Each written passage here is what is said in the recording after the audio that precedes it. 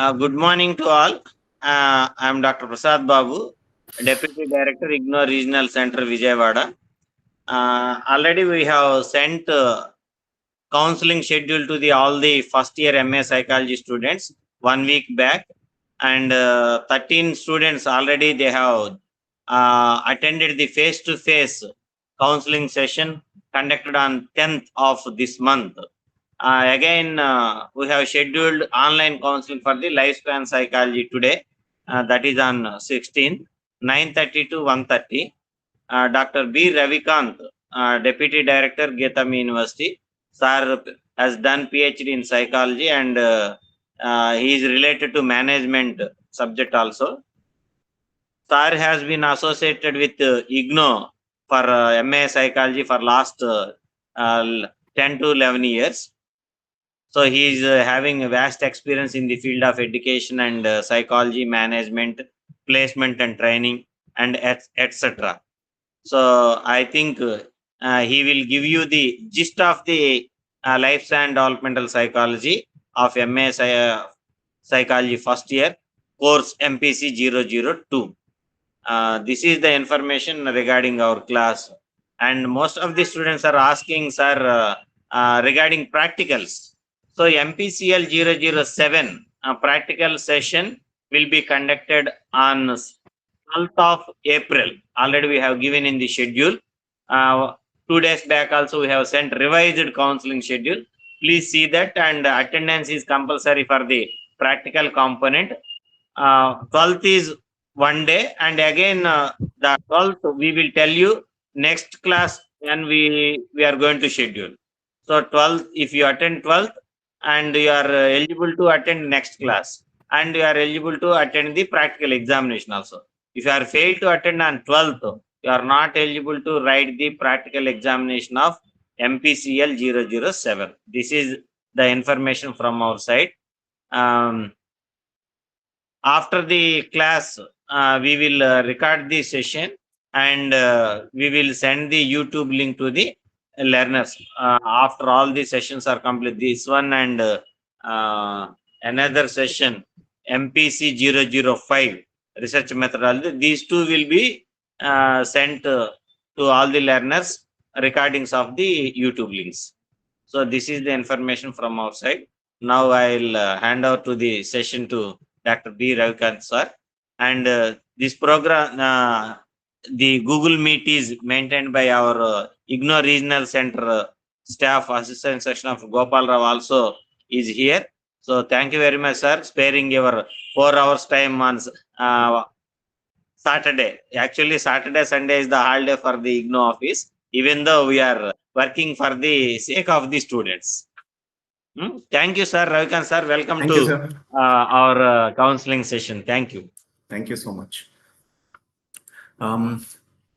Good morning, all learners who have assembled here today to have an interactive session on lifespan psychology. This is being organized by IGNOU Regional Center, Vijayawada, for the purpose of guiding the students or facilitating some kind of learning about the subject to all the learners assembled here. I really thank Prasad Babu Garu. I know him since last 10 years because he's also directly and indirectly responsible for my PhD thesis, which was submitted at Acharya Nagarjuna University. I have completed my PhD in the area of competency building of engineering students. Earlier, I have done my MSc psychology, and then I pursued my PhD in psychology. After I completed my PhD in psychology, I was associated with the IGNOU Regional Center, Vijayawada. I was delivering sessions on a good number of subjects. I really thank Prasad Babu Garu for having trust on me to deliver this particular subject on lifespan psychology. I will try my best because it's a short duration for all of us to understand a big subject called lifespan psychology. I also thank Gopal Garu for enabling this online session to all the participants. Yes, it is a weekend for IGNOU Regional Center as well as for Getam University also. And IGNOU And then IGNOU has decided that, let us give the benefit of doubt to the students so that they will all assemble together and then understand the nuances of lifespan psychology. Yes, thank you very much, sir, for giving me this opportunity. Thank you. Okay. So the session starts at 9:30 and it ends at 1:30. I request all the participants to enable their videos so that I can understand that I'm speaking to all people with life, because this is about lifespan psychology. Unless otherwise you have some issues with respect to your internet connection, or if your surroundings are not appropriate, I don't have any objections. You can disable your video, but if at all you have all the necessary ambience for the purpose of listening to this particular session with your videos enabled, I request you to switch on your video so that it becomes easy for the speaker to interact directly with the learner and understand the emotions, feelings, feedback from the learners. See, lifespan psychology is very, very important for all of us to understand, because the definition, when you observe in the textbooks or as a matter of fact anywhere in the internet or any secondary resources, it will speak about three important dimensions: the development that should happen on physical grounds, the development that should happen through cognitive ways, and the development that should happen through social means. So three areas are very, very essential for us to understand this lifespan psychology. One is the physical development of an individual from the time he is born. And after that, we are also going to understand about the mental development of the individual. And finally, the social development. I will enter into the subject in a very short time, but it is essential that we all understand each other as to why we are assembled. I would also like to listen from you as to why you have taken up this particular psychology course, because as you pretty well know, if you go through this lifespan psychology details, course curriculum or the syllabus or the content of it, majority of which describes about our past and our present and what is going to happen in the future. Some of the students have given a feedback to me that it is more dry than to be more filled with enthusiasm. So hence I'll make it more interactive. So it is essential that I understand you all before we actually enter into this field of lifespan psychology. So each of you can introduce yourself as to who you are and what is your current status and why you have taken this psychology, and then how you want to help yourself and others with respect to field of psychology. Yeah. So introduce one by one yourself, your name, and what is the interest of joining psychology, and what is your present profession. These three things, please briefly just tell to sir, and mute your mic also. Good morning, sir. My name is Sudharani. I am working. Good morning, in sir. My name Chittoor. One by one. Madam is telling Sudharani. Yes, sir. I am working in Chittoor High School as a principal and a mathematics teacher. For the development, for understanding our students' psychology, I would like to take this psychology course, sir. This is my core intention behind the course attending. Okay, madam. Thank you. Thank you. Next. Yeah. Next. Good morning, mention sir. your My name- enrollment number also. Okay. Enrollment number. So my name is Prashant. My enrollment number is 2355033124. I am an author. I wrote this book, and I do training sessions for the people, and I'm a traveler as well. So I am into psychology because I want to understand more about human, how they work based on uh, various situations. Like I do training for industries right now. So I want to do it more and I want to increase it more for the various sectors, especially corporate sector or schools, because nowadays I have seen, because being a traveler, I have seen various people that there are more often conflicts between parents and their children, and the conflict between two Okay, okay. relationship people. So that's it. Okay, sir. So for Okay, that okay. reason, I Next. am into psychology. As simple as that. Okay. Next. Thank you.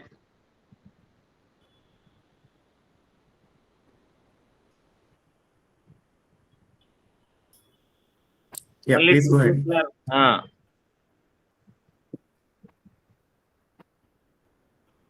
Seshidhar,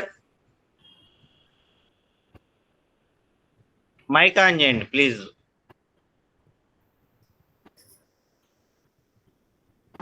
Good morning, sir. Good Yeah, morning, sir. I'm please go ahead. Sarita. I'm Sarita from Kakinada, sir. My enrollment number is 2355035232, sir.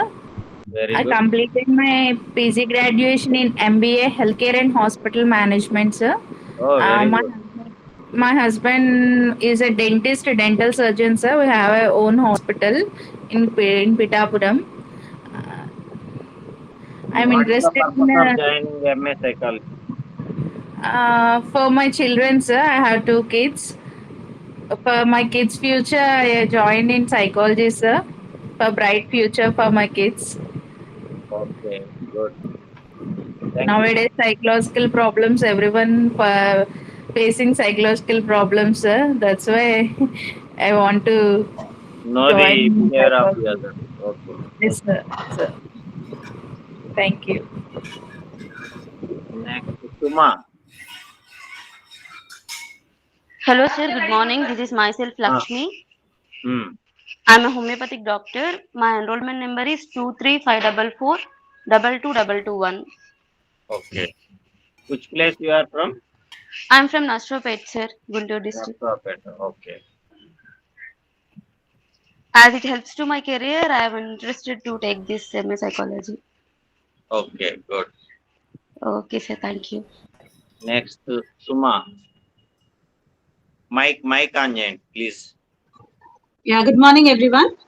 Hope I'm audible. Yes. Yeah, myself Suma Andi from Vijayawada, and I'm an MBA graduate basically. Hmm. And my intention to pursue MA psychology. Basically, I'm into education industry, so this psychology will definitely help me to understand uh, the nature of children as well as with the parents. So that's the main intention, and I just want to proceed this career with clinical psychology. Thank you. Okay. Soumya. Good morning, everyone. I'm Soumya and I'm from Vijayawada. And my enrollment number is 23544222140. I'm a Cambridge trainer and I train students as well as the professionals. And I have chosen this course because I'm dealing with so many kids, especially teenagers. I really wanted to understand and help them to move towards their life. Thank you. Okay. Narayana. Narayana. Mic, sir.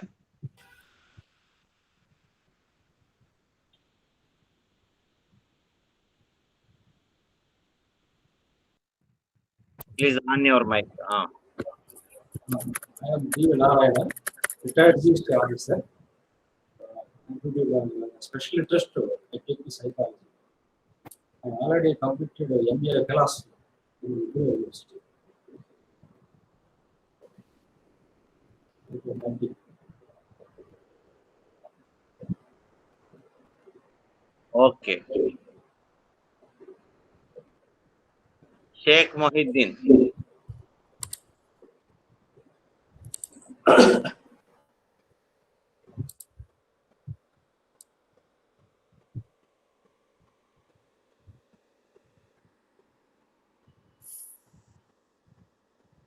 Anybody else? Hello, all everyone. Good morning, sir. Good morning, Prasad Babu sir and Ravikant sir.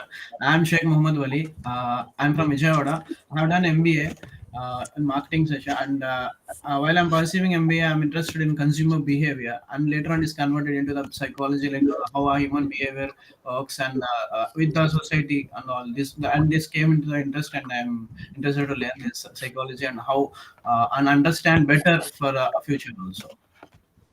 Okay, good. Priya?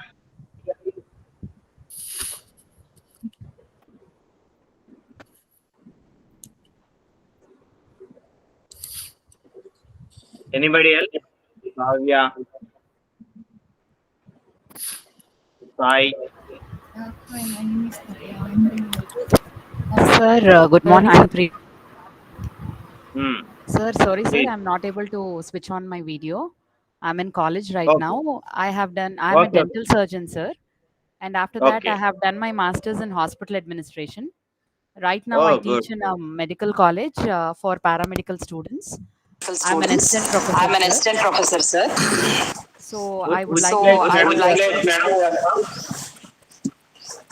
Sir? Which place? Sir, I'm from Srikakulam, sir. Okay. Yeah, sir. So actually, I have applied for RC Vizag, sir. Later, it has showed me that there is no No, RC in actually, Vizag. RC Visakhapatnam is not offering MA Yes, sir. psychology. That's why online I have requested for regional center change, sir. There is no provision to change from Vijayawada to Visakhapatnam. Only you have option Bhubaneswar. If you want to change from Vijayawada to Bhubaneswar, you can go to Bhubaneswar only. Sir, can I not come to Vijayawada, sir, from Vizag, Visakhapatnam? Visakhapatnam MAPC program is not on offer there. Yes, sir. So I want to opt for Vijayawada, sir. That's why I'm telling you have to continue with Vijayawada only. Okay, sir. So, but you can write your exams at Visakhapatnam, but practical component you have to attend to Vijayawada only. Okay, sir. Thank you, sir. So Okay. exams will be conducted for me at Vijayawada, at Visakhapatnam only, sir. Yeah, you can write Vijayanagaram or Visakhapatnam. I think Srikakulam is there or not, I don't know. Vizag and Vijayanagaram exam centers are there. You can write there also. Okay, sir. Thank you. So, sir, I work in a medical college as assistant professor. So, I deal with all the teenagers or all the students in their adolescence. So, I want to know more about psychology to deal with them, sir, to Okay. guide them in the right way. That is why I have chosen psychology, sir. Okay, ma'am. Okay. Thank you, sir. Anybody else? Sir, good morning, sir. Yes. Sir, good morning, sir. Myself, Cherkuri Shashidhar, sir. I'm from Vijayawada. Okay. Actually, sir, I'm serving as a church pastor, sir. I completed MA, BEd, and later on, for my personal interest, I went to the Bible college. I'm serving in a church, sir, now.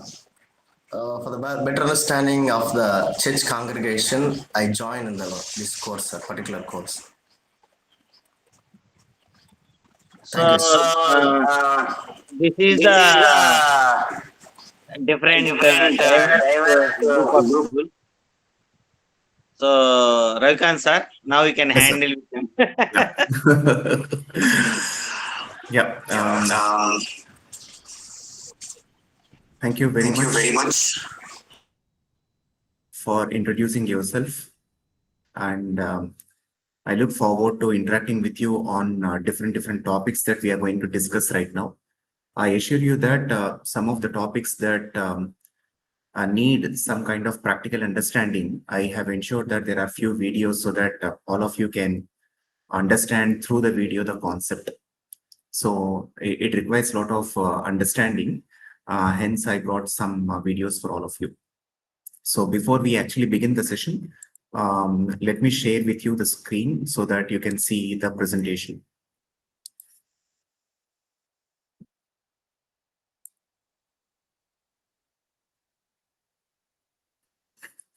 Can you see the screen?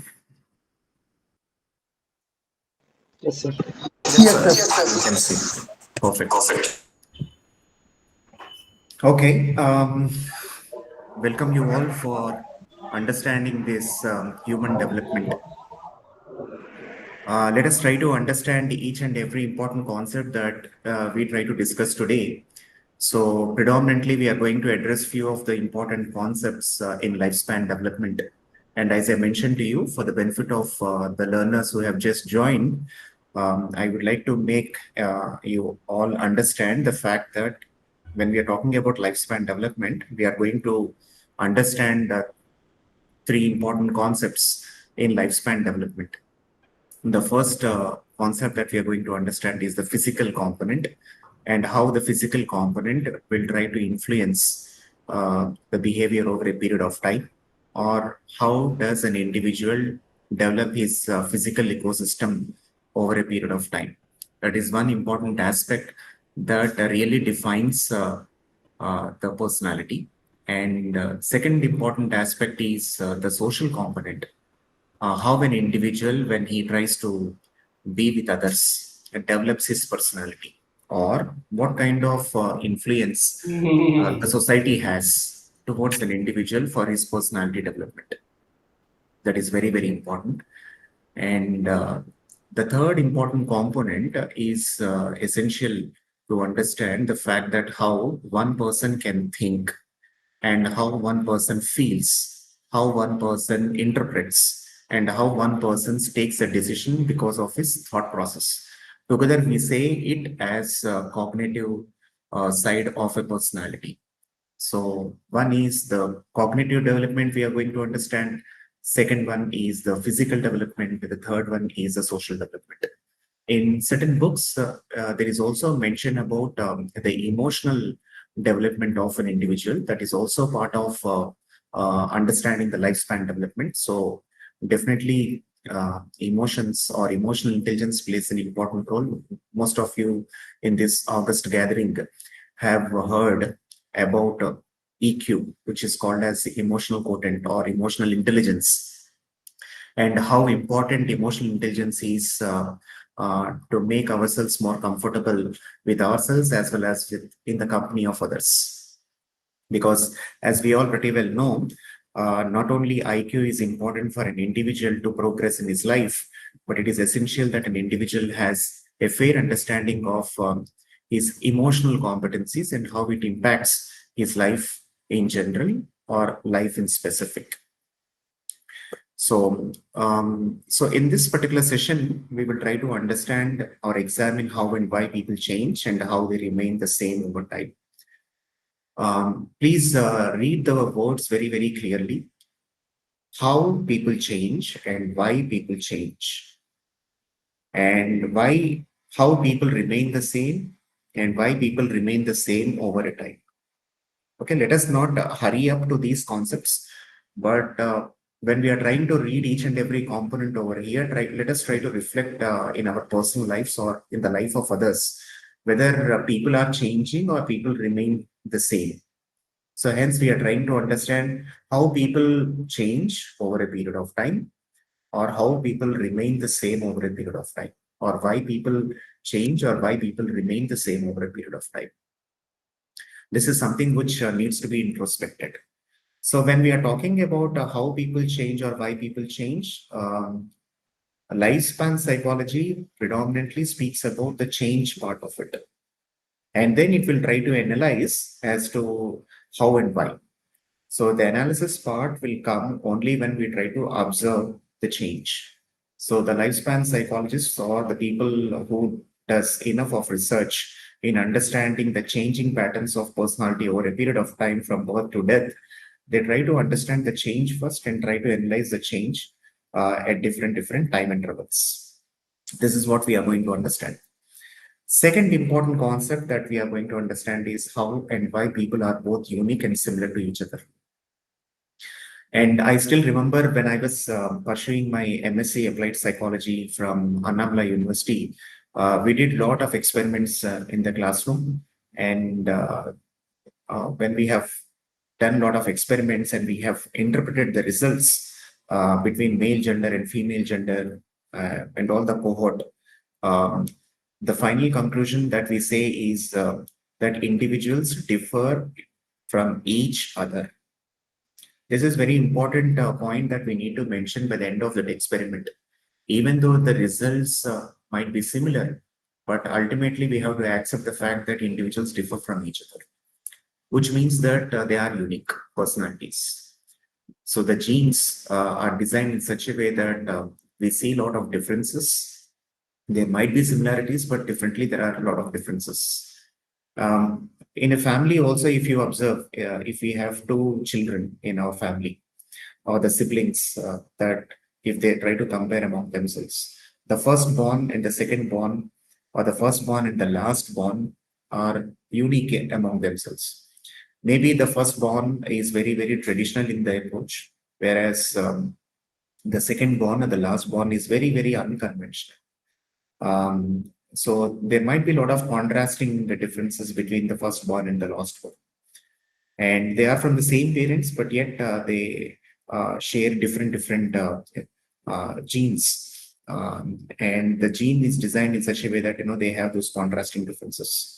And hence we want to understand what are those contrasting differences and how those contrasting differences have influenced the life over a period of time. And the lifespan psychology is not just standing on its own feet, but it has a lot of information from different branches also. It is a multidisciplinary discipline which tries to take a lot of information from different branches of studies. So with this, we are trying to enter into understanding this lifespan development. Before we go to lifespan development or understanding some of the concepts, I just want to understand from all of you, or some of you, at least one or two of you, what do you mean by this development?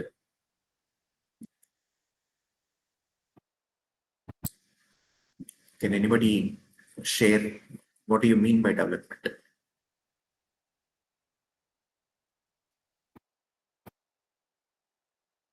Sir, it's a lifelong process. Lifelong process of what? Development is a lifelong process. It starts from the womb to tomb.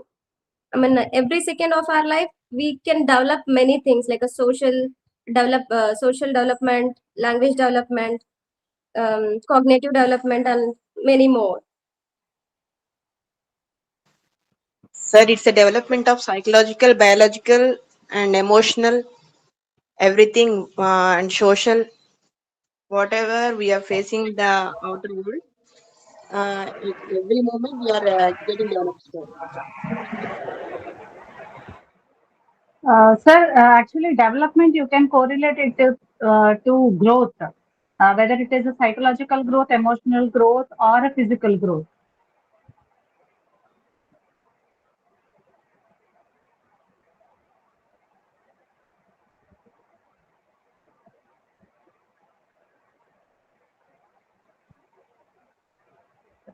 I'm sorry, did I lose my connection? Yes, yes. I'm sorry, there was an internet issue here. Inconvenience.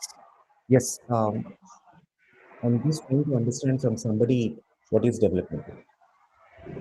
Yeah, I was telling that development you can correlate it to growth, whether it is a physical growth, psychological growth,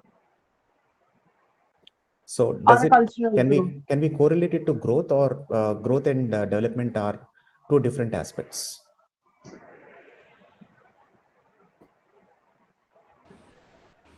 Because in lifespan psychology, the essential part is to make a significant difference between the growth and development.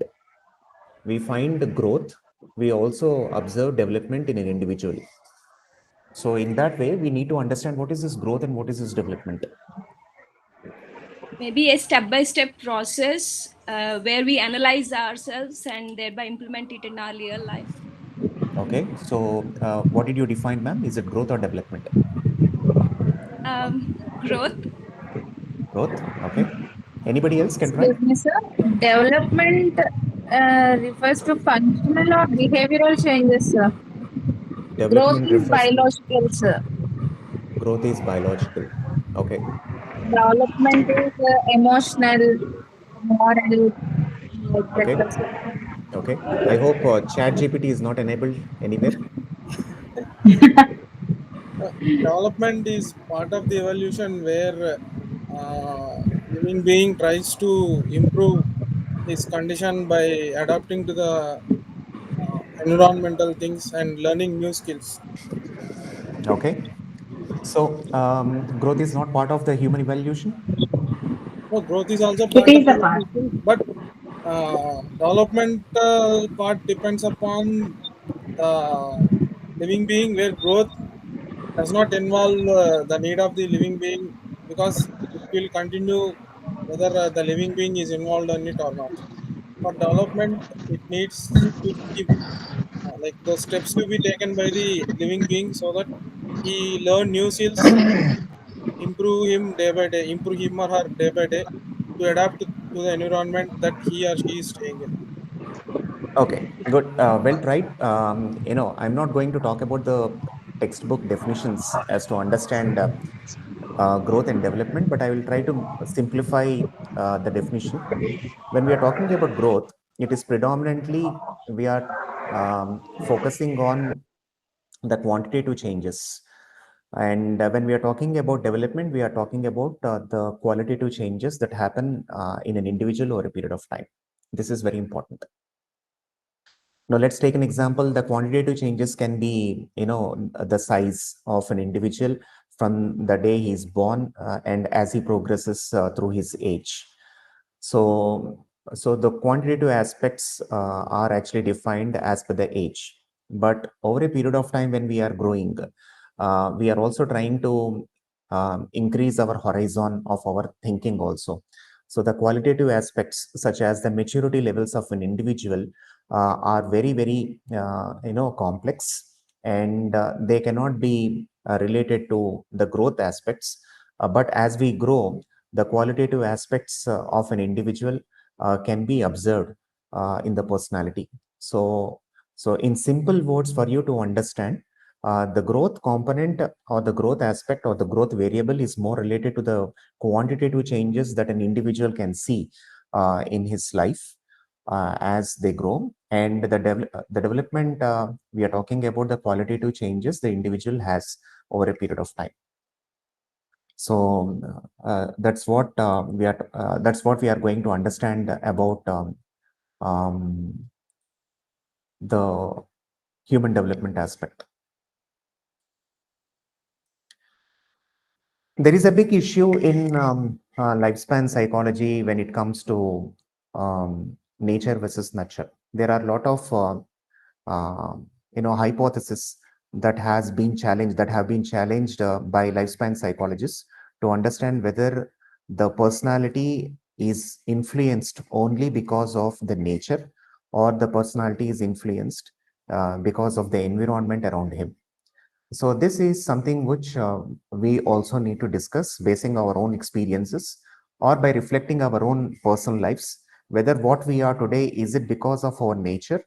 When I'm saying nature, we are talking about our hereditary, we are talking about our genes, we are talking about those things that we have inherited from our parents, versus with to those that we have gained through our ecosystem or through social interaction.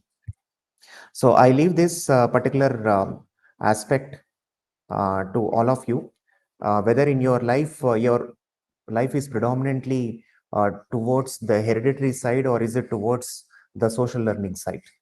And what do you think is more essential in a person's development? Is it more from the point of view of the genes that we try to inherit from our parents, the life is actually defined?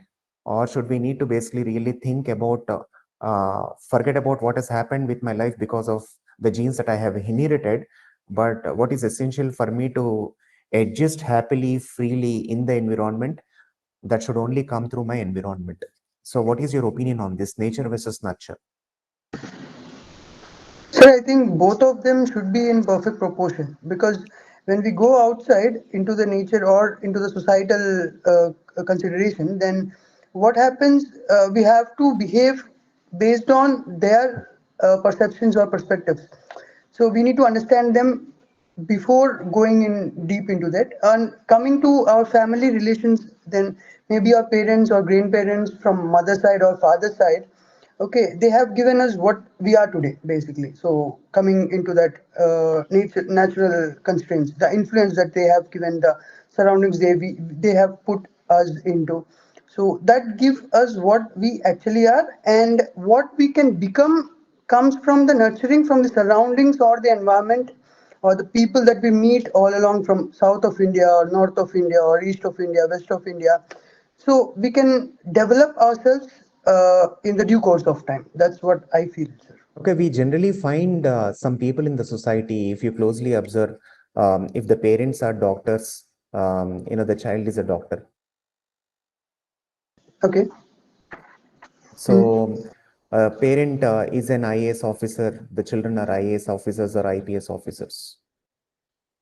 What do you think might be the reason why that generally happens? In most of the cases in armed forces, if you observe specifically, that the parents would be from armed forces and the children generally get into these armed forces. Maybe what I feel is when parents are into that armed forces or defense, especially, then what happens is their children have been grown. They have seen their parents that how they have gone and what is their vision, how they are into the nation and the secularism, So can we assume here that patriotism. those children who have actually entered their parents' profession, or if at all the parents have been the inspiration to choose the same kind of profession, the child did not expand his horizon of understanding other alternate career services or options, and then they got narrowed down to only one kind of career options that the student has been exposed over a period of time through their parents. So is it something which we are trying to understand as a limitation of an individual in a homegrown environment? I feel they need to go to all the things. Like for example, if just like how you have said about, so we can take the people who are from celebrities, like especially in cinema sector. If we take the next generation are into cinema sector, into the field, either videography or photography or direction or art or anywhere. So ultimately, they are going into that direction. And if we take Gujaratis, for example, they are business people. So I have set up a business, and then my next generation is also doing the exact same business, and they are expanding it. So the expansion will happen only when you go into the world. If you are confined into a zone, then probably uh, they may be confined. For example, in defense, just like you have said, fathers, mothers, okay, and child. If they are into this field, then what happens after a period of time, when this guy goes into the NBA or doing the armed practice when he is going in, and slowly he will be understanding the other scenarios as well, and he will try to make it even better for the next generation, unless and until he is being nurtured finely, fine tuned. So that's what Fine. I feel. Let's hear from others also. Suma, madam, Yeah, you have sure, raised sir. your hand. Yeah, I actually agree with you, sir. There are both the possibilities. You can say take the positive end and as well as the negative end of it. See, positive, as you said, like the child who is grown in certain kind of environment definitely have an impact. Seeing that kind of profession or whatever you see can be impacted more and maybe through that the profession which their parents into. And the negative aspect is, as you mentioned, they have no possible other possibilities of professions or careers seen. No exposure, proper exposure. So both the ends can definitely impact the child Okay, in you are choosing saying their that career. positive as well as negative. See, again, I'm just getting Mhm. carried away with the word called as positive and negative. We are all behavioral science students, and we are trying to, what is the perspective of a psychologist or a student of psychology on this positive and negative? Is there What anything I called as actually positive know, and negative for a psychologist or a student of a psychology? no, I was just trying to analyze it in a easy way. Positive in the sense like maybe they are very much influenced seeing their parents pursuing a type of career. and taking the good things or like influenced by it and then choosing the same kind of career and not having a proper exposure to other careers or like other fields that could be a negative impact Okay.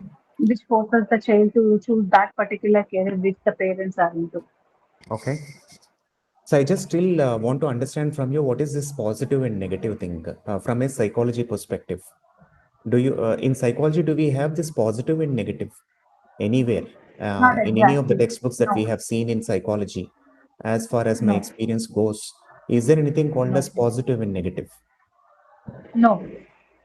Can somebody can give, see, because this is very important for all of us, because as students of psychology, I include myself also as a student of psychology. The speaker is no different from the student. The speaker is same as student. We're all students of psychology. We are trying to understand ourselves through these concepts because we regularly use these particular words in our everyday life, either to ourselves as or we tend to use this excessively towards others also. Within our family members, outside our family members also, we try to overuse these particular words, positive, negative, and all that stuff. Let's take an example, a word called as laziness or anger. Okay, we should not have anger, we should not be lazy, and all that stuff. Now, can you try to tell me whether this laziness or anger is something that we need to really have, or we should not have it? Definitely not have. We should not have it. Good, thank you. If I You can spell your speak, mind out. I See, think I request everybody just to be natural and don't generally, try to come out with socially desirable answers. Because what happens is we are not, the speaker is not here to impress anybody, neither the audience also. We are trying to learn ourselves from this particular gathering. Because in psychology we do a lot of experiments through paper and pencil test. So a lot of questionnaires are actually shared with the subjects. Let's take an example. There is one particular subject. There is one particular questionnaire called as self-esteem questionnaire by Rosenberg, I believe. Rosenberg, correct. If at all a test on self-esteem is administered on a subject, and one of the statement in the questionnaire is, "I'm confident about myself." The answer can be strongly agree, agree, neither agree nor disagree, disagree, and strongly disagree. So now, if the subject feels that okay, fine, if I answer it as completely disagree, so what do people think about me? So let me try to pretend in such a way that people accept me in the group. So there are a lot of experiments that have happened in the field of psychology to understand whether the student is acting because of his own reasons, or is he or she acting because of the people around him. So this is also one of the important occasions where are we trying to bring out some answers because to be accepted by people in this particular gathering, or are we trying to bring out our opinions just like that from our thought process? So hence my request is try to be natural to yourself so that we can learn in this particular session. So laziness, anger, should we need to have or not? what I think is the general feelings or things which come up naturally. So if we suppress these things, I don't think we grow, because we know that these trigger because of some external factors. But the someone who knows about their own mind, they should think that they can control. Okay, at this point, I might feel anger on someone, but I can bring back my control if I know how to do it. So I just don't think that having these emotions is very bad. Like you said, even I'd never heard this positive or negative anywhere in psychology. Maybe I was wrong, I don't know, but I never heard. We only tag some particular things as positive and negative, just like someone said, it is just perspective. What might be a positive for me can be a negative for someone else, right? So these things, anger and this laziness, I don't think they are bad, because they are triggered because of some external factors. The only thing which we have to, I believe, which we have to learn is how to take back the control. So that's what I think. Okay, fine. Next.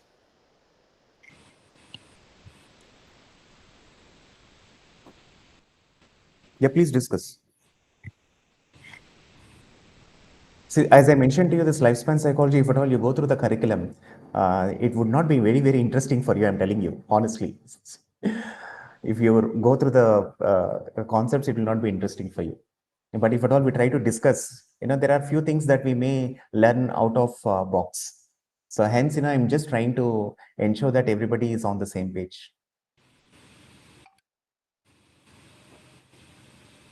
And that too, on online learning, it is very difficult to gain the attention part. So, okay, fine. I'll just try to bring out my thoughts naturally on this particular concept called as the positive and negative side, and then we will enter back into this particular concept. Lakshmi Vaibhav has raised a hand. Yes, Lakshmi, madam.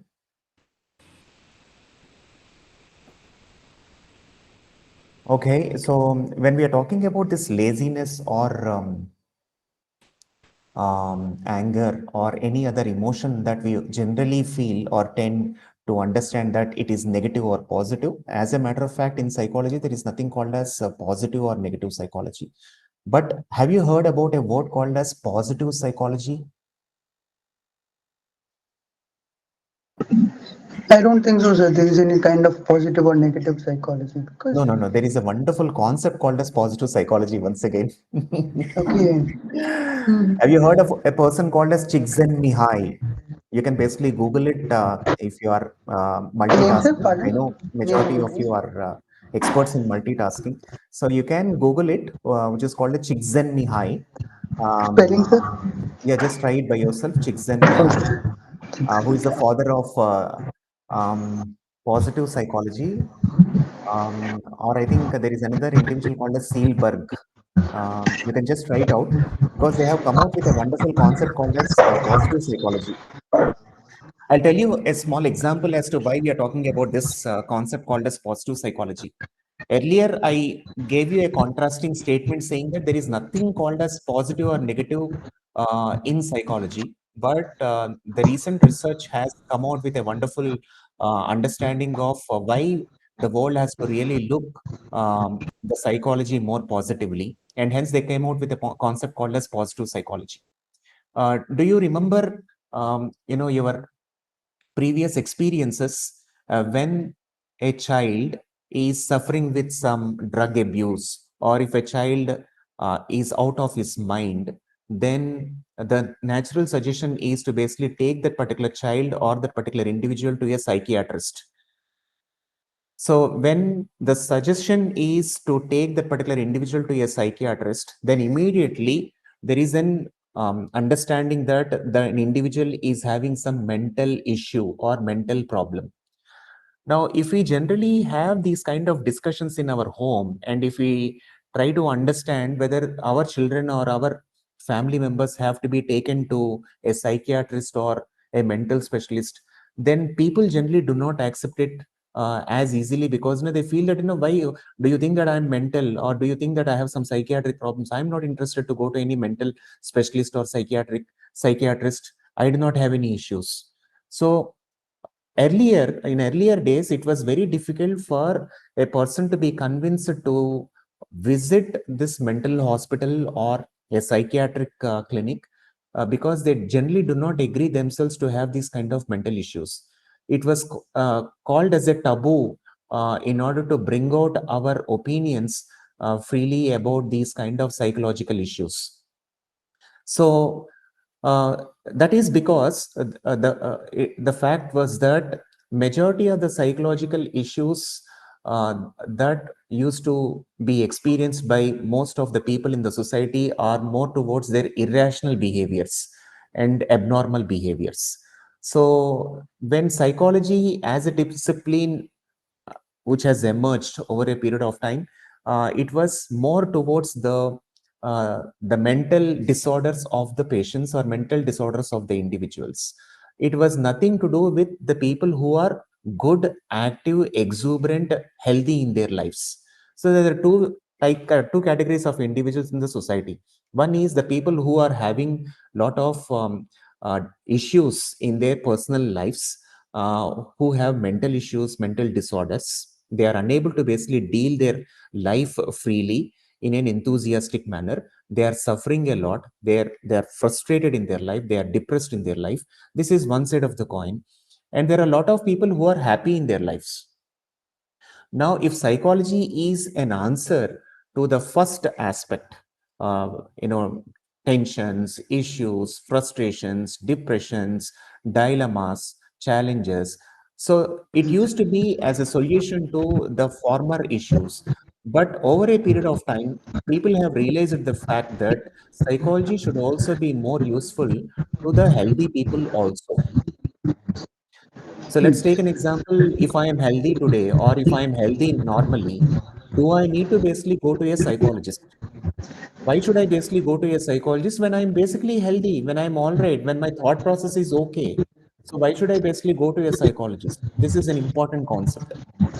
So for the people who are normal in their lives, do you require a psychological understanding? Do they require psychological understanding of how to make their life much more better, much more meaningful? Or is psychology only related to those people who have these mental disorders, issues, challenges, sufferings? I think they need to go to psychologists because at this point they might not have anything at all. But coming in few days, we never know what they're gonna experience and what causes their trauma or something they have to heal from. So it's better if they can understand well about the mind, and yeah, they need to go to psychologists, I think. Yeah, good. So when we are talking about a healthy individual, it is essential to understand one important aspect. Why do you think that an individual is healthy, or who is actually thinking themselves to be healthy? For example, I do not have any issues in my life. Let's assume that. So do I need to basically go to a psychologist and say that, doctor, I'm very happy in my life, but I thought I will come to meet you and understand, do you think that I will have a problem in the future? So that is the reason I came to you. So in what way I can make my life more better? It is not like that, my dear members.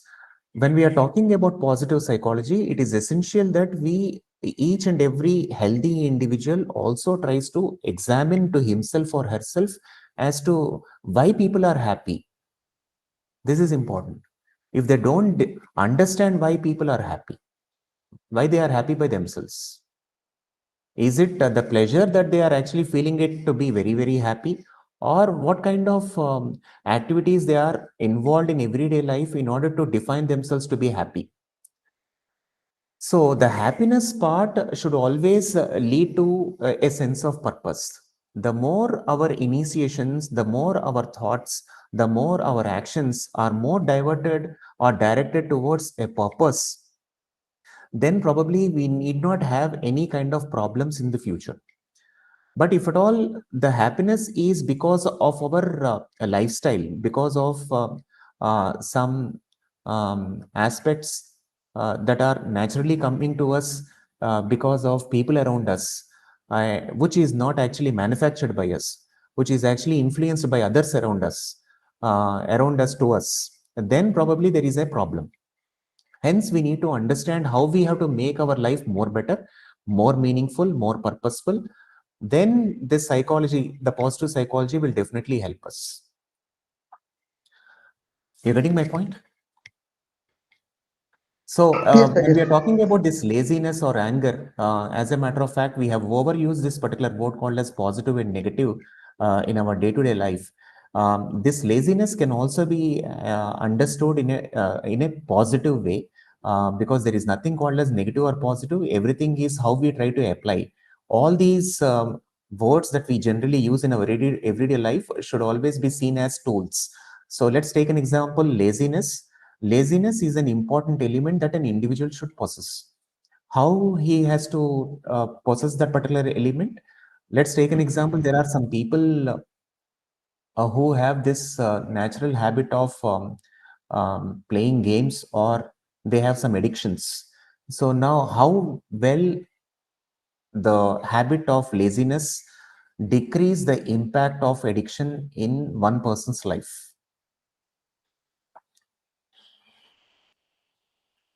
So when we have this laziness, if we can direct that particular laziness in that area of addiction, then slowly we are actually progressing by ourselves. This is very important. In the field of cricket, if at all you observe, the person who is actually bowling at 140 kilometers per hour is coming out, is throwing the particular ball in a more dangerous manner. So when the ball is coming in 140 kilometers per hour, there is no problem with it, but there is a threat over there. So if at all we see that as a threat, and how do we basically manage that threat is more important. So if we can flick it to the third person or towards the boundary or towards any side where the ball is actually moving towards. So if we can flick it or direct that particular entire mass of energy, then with less effort, we are in a position to utilize that particular opportunity for the maximum benefit. So the threat is always there, but how are we utilizing it? How are we directing it is very, very important. So we may have a lot of anger, but how do we show our anger? How do we direct our anger is very, very essential. So I hope you have understood the laziness part, the anger part. If we are able to basically understand it, define it, and what kind of physiological changes that are happening inside us when we are experiencing that laziness or when we are experiencing that particular anger, if we are able to direct it more purposefully towards a more purposeful activity, then probably we are able to basically derive more satisfaction from the outcome of that purposeful activity than we will be in a position to manage the consequences if we are negatively managing it or undesirably managing it. In psychology, I generally like to use the words called as rational and irrational rather than positive and negative. And most of you should basically understand this is very important. Rationality and irrationality is very important rather than positive and negative. Let us take an example, positive thoughts and negative thoughts. We should never use that word called as positive thoughts and negative thoughts. We have to use the word called as rational thoughts and irrational thoughts. How do we basically process our thoughts? How do we basically interpret our thoughts? And how do we basically put those thoughts into action? There is an important concept called as CBT, cognitive behavior therapy. CBT, cognitive behavior therapy. Out of CBT, there is another important therapy which is called as REBT, which is called as rational emotive behavior therapy. In most of my counseling sessions, I generally use this particular therapy called as REBT. REBT is actually given by Albert Ellis. Albert Ellis, ELLIS, Albert Ellis. He talks about whatever may be the problem of an individual, whoever comes into our counseling sessions. It is essential we try to understand the discourse that particular individual speaks to us. There might be a lot of people who might be bringing a lot of issues in front of you. They may be your family members, they may be your people around you in your work environment or in the society. When they're bringing their issues in front of you, don't generally get carried away with the emotions that they're carrying along with the words to you. But I essentially advise you to understand the words that they are using and how understand how well the particular person who is using that particular word is understanding the usage of that word. Generally, in most of the cases, when we have our family members interacting, they generally use this word called as I'm feeling depressed. So how can a person use this particular technical term called as depressed just like that? In most of the cases, a lot of abnormal problems are happening because of the way we use our words. Let's take an example. As you pretty well know, some of you are doctors also here, and they can correct me if I am wrong. If we are thinking about sugar, then naturally our blood sugar is also increasing. So just by using just by uttering a word which we are not supposed to, or which we do not have a very good understanding of it, when we are using it, there are some biophysical changes that are happening inside us. Similarly, if at all we are using some words which we do not have any kind of understanding or knowledge, then through that, we are trying to basically create a pathway in order to enter into it. In fact, we are trying to design in the destination that we want to enter. And we want to be very, very safe in that particular zone also. So when I say I'm depressed, I'm just trying to create a very good ecosystem where I want to be depressed. I want to be more comfortable in that particular depressed state of mind. That is what I want to be. I'm longing for it. So the more I use it, I'll be more comfortable in using it. I'll be more comfortable because that particular depressive environment will protect me from others. It's easy for me to say that I'm depressed. But are we really trying to understand the meaning of it? This is what I generally see most of my counseling sessions when I'm interacting with a lot of people.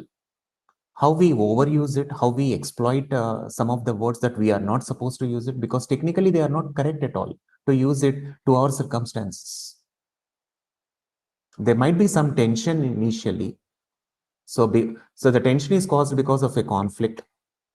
So now when the conflict is not resolved, then there is something called as stress. The stress can be considered as eustress or distress. And if at all that is not if at all we are unable to manage it, probably we go for the frustration. And after frustration, then there is something called as depression. Now, does frustration directly lead to depression? Oh my God. If I'm not performing well in my organization, does it lead directly to depression, or am I directly nosediving into depression just because I'm frustrated? So the frustration should not slip you into depression. There is a big wall that is there between frustration and depression. So if we have not basically understood that positive stress called as eustress and distress, then you are slipping towards frustration. That frustration will lead to depression. So it is essential that we try to understand what is this tension all about? What is this conflict all about? What is the present state of affairs that is happening? In what way it is different from the expected state of affairs? And how I can basically manage my own emotions in order to manage the emotions of others. So then we can basically have those eustress, distress for us. So this is all about it. So let us not basically overuse the words that unfortunately we are using in our natural day, everyday life, which is leading us to in a bad shape. So Lakshmi madam, I think you are saying something. Sir, suppressed emotions will lead to depression, sir. Whenever from long term, if they suppress any grief or any anger, definitely it affects our mental health. Yeah, completely agree. You yourself said I do not have anything to say. The more you are suppressing it, the more you are actually putting it inside. The more you are pushing it inside, the more you are pushing it inside, the more you are pushing it inside, what happens? It is actually trying to take some space in order to get released.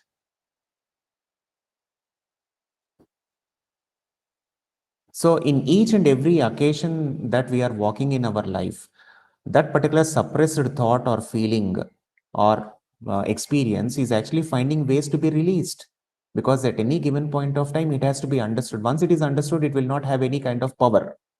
If it is not understood, if it is not defined in such a way that it is not understood, then it is actually looking for ways and means in order to come out in situations where everything is fine also.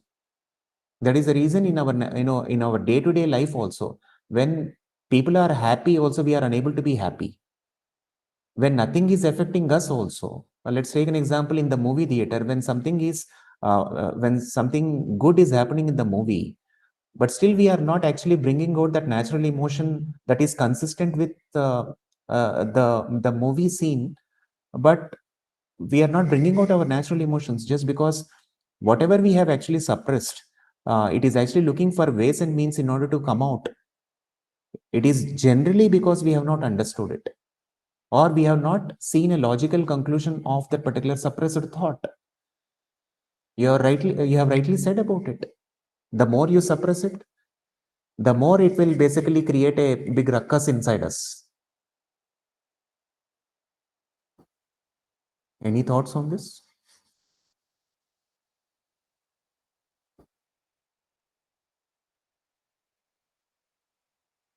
The speaker has a lot of issues. The speaker is no different from anybody else in the society. The speaker has suppressed a lot of issues. The speaker has suffered a lot of issues. The speaker could not control his emotions properly in various occasions. But when the speaker has analyzed himself as to what is happening, why things are happening, when he started analyzing the thought process that went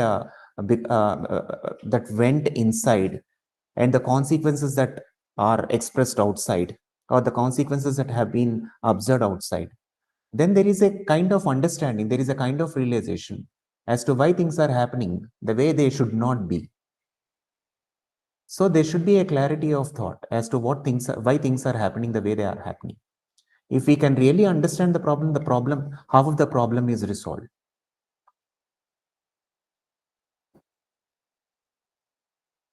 So that generally happens because we are a prisoner of the past and we are not an architect of the future. That is the reason, my dear members, esteemed members who have gathered here. You remember, do you have any knowledge about an important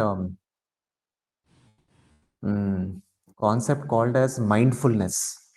Mindfulness is also what is called as a offshoot of psychology, and this mindfulness is basically administered to people who are in depression. When I say depression, I do not really mean depression, but if I have to clearly tell you what I mean by depression, it means that the individual is not in the present state of his mind. So when the individual is not in the present state of his mind, he is unable to do his activities by himself or herself freely. It may be because of the past, or he or she might be very, very anxious about the future. And he is losing his present, which means he or she is not living in the reality. So when the person is not living in the reality, then where is he? What kind of behaviors are expected if the individual does not have any contact with reality?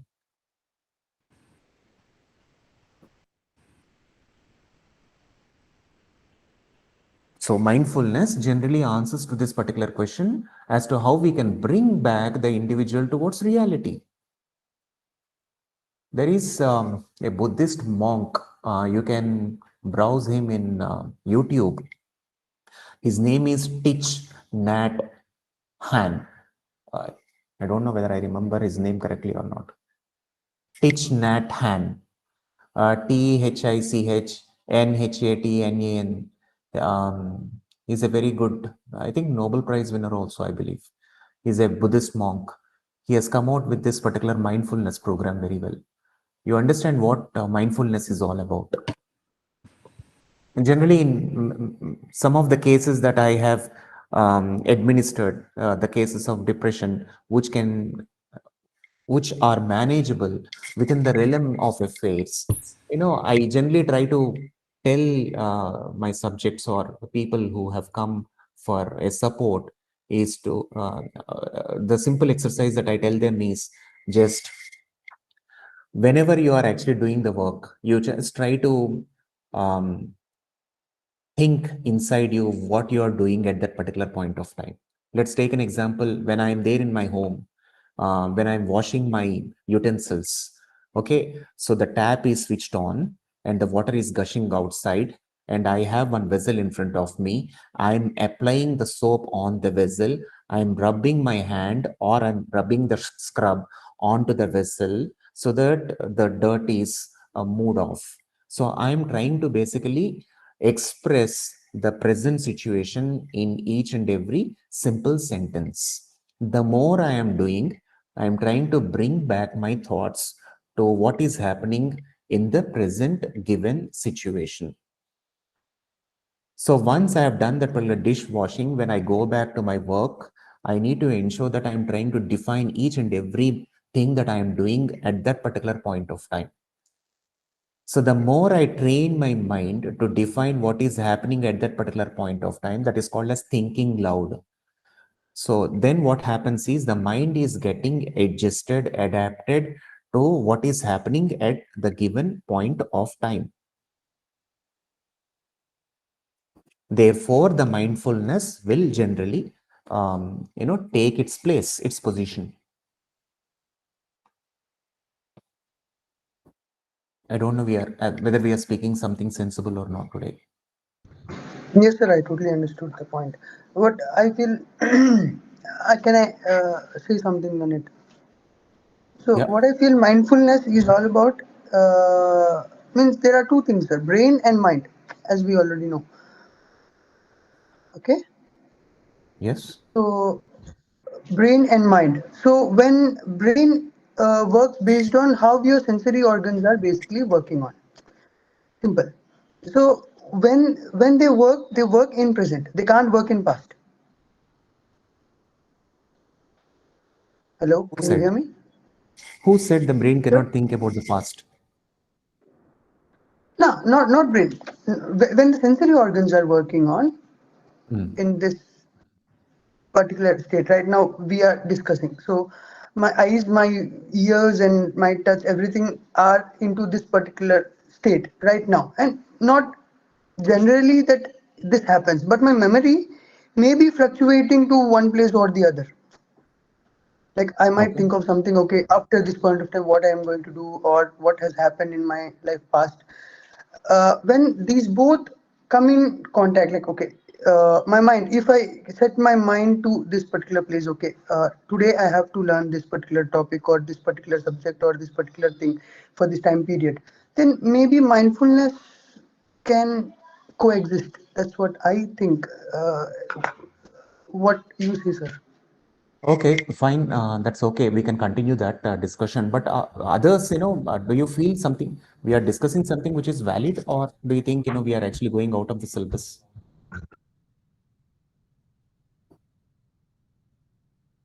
Whatever we are discussing, is it making sensible, or are we discussing something nonsense here?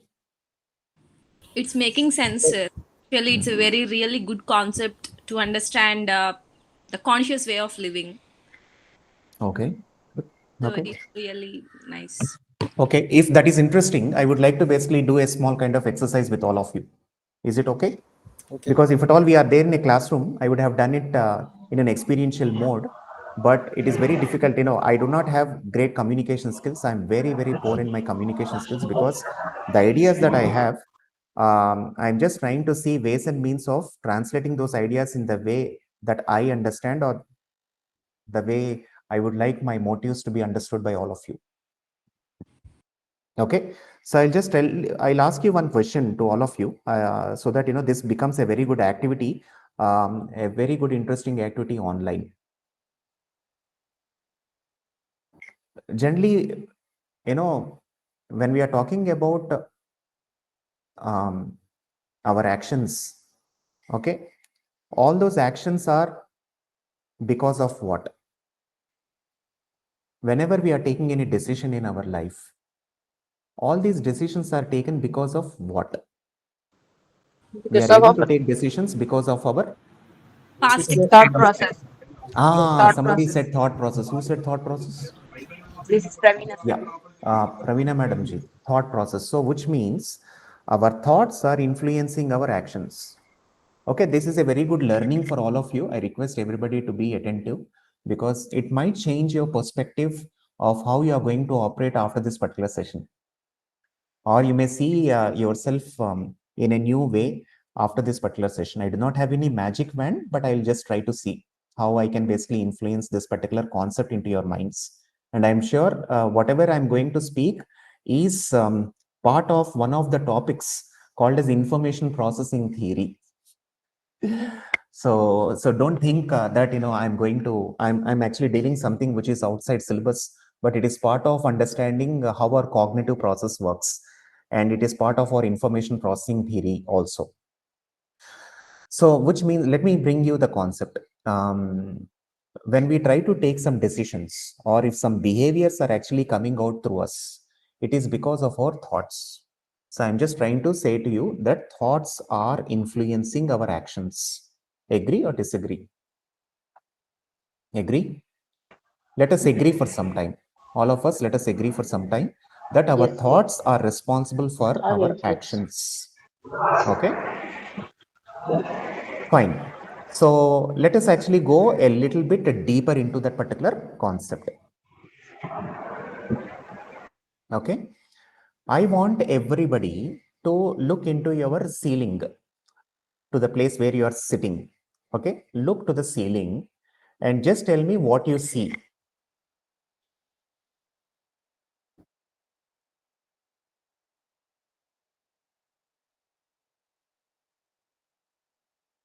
I got an answer, Bashwanji fan. Very good. Any more? Light fan wall. Sorry? Light fan wall. Oh, light fan wall. Okay.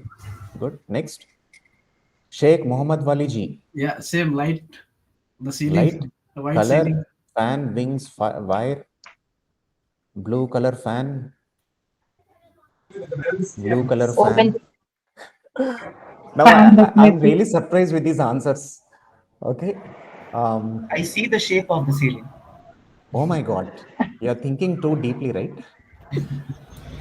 See, I said to you in the start of my It's session like a that plain paper, sir. are you trying to impress everybody in this auditorium? There is nothing to impress here, I guess.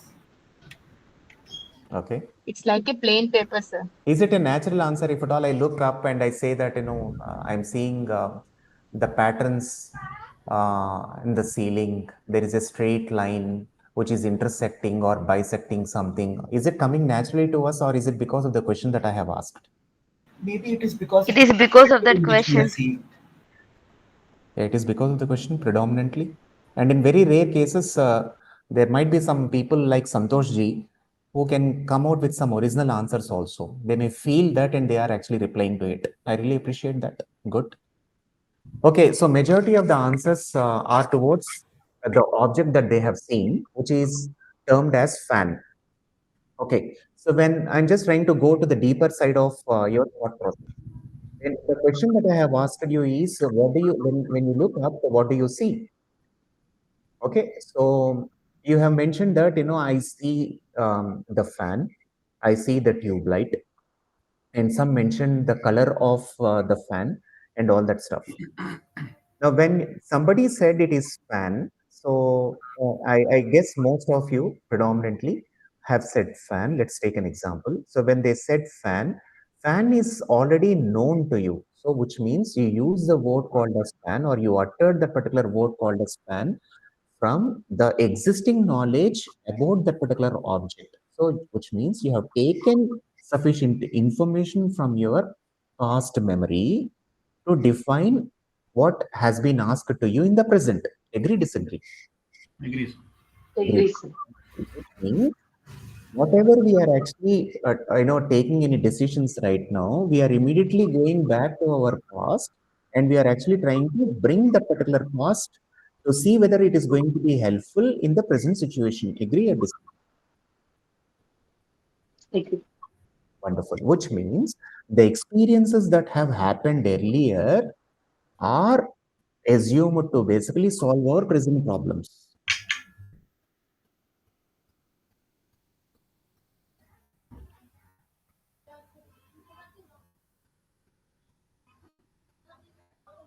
Okay. Now, if that is the case, which majority of our life, in most of the cases in our lives, we are actually trying to basically take actions, take decisions because of our previous experiences.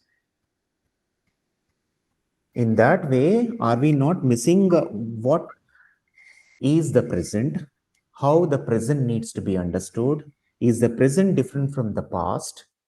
Whether the present is giving enough opportunities for me to basically differ with the past, or to modify the past experiences, to change my attitudes, to change my perceptions.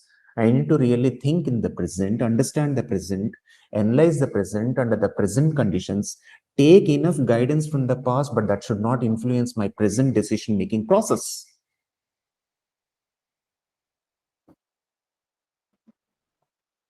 Yes, it is true. Yeah, exactly. Exactly. The past is always a guiding factor to us, but it should not be an influencing factor to us.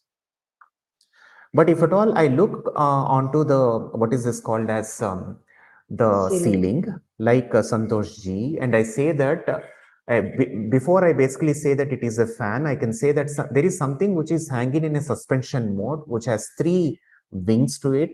It is in so-and-so shape, it is in so-and-so design, it is in a suspension mode, it is not operating, and all that. If I'm trying to define it in its original sense, without going back, so there is something called as a creativity.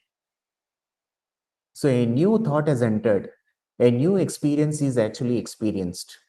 I'm not saying that we have to basically move away from the past. Past is very, very essential. But if at all we don't analyze the present situation in its own natural form, because the present situation is more in its natural dynamic form, the past may only try to solve the present situation at a 20% level.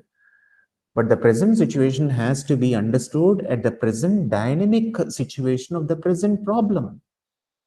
Hence, we have to really observe the present situation in its present form. That is only possible if at all we tend to basically stop the past thoughts entering unnecessarily into the present situation. So that is the reason these arguments that we generally have with our colleagues, with our family members, is majority, in most of the cases, is happening because of our past experiences with the individuals, because we generally frame our minds and we have a schema for it. Let's take an example. If a known person is coming to us and we immediately have a very good understanding of the person, what he is going to speak, how he is going to speak. So whatever he speaks also, we are just operating through the schema that is developed or that is already there of that particular person in our mind. That generally happens. Let's take an example of our parents, father. In the evening time, when we are actually talking to our father, we pretty well have a very good idea about our father, and we have a schema of our father. The program is there in our mind about what our father is all about, what his thought process about me. So whatever I speak about it, he comes in this particular narrative. He comes in this particular position. We already have it. So we speak for the sake of speaking without really understanding what his thought process is at the particular point of time. In that way, we generally lose our relationships with the people, because we are actually taking or we are trying to experience the present state through our past experiences. So generally these arguments generally happen because of our unnecessarily influence or trespassing of our past experiences, past knowledge in our present situations. The more we are able to define it, the more we are able to basically have a small kind of a glass ceiling to it, we may not be able to really manage it very well. The past is very, very essential. It has to always act as a caution to present and future experiences, but should never influence our present and future experiences. I hope you're getting the point.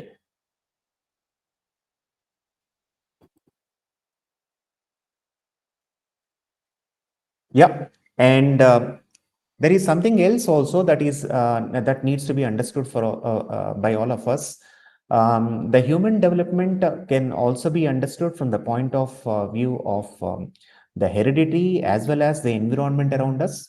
There is a wonderful concept called as B is equal to function of P comma E. B is equal to function of P comma E. Can anybody answer this? Yes, sir. It's a B. personality and emotional Okay, behavior. well tried. B is equal to function of P. Behavior is a function of psychology and emotions, probably. Okay, good, well tried. B is equal to function of P and E.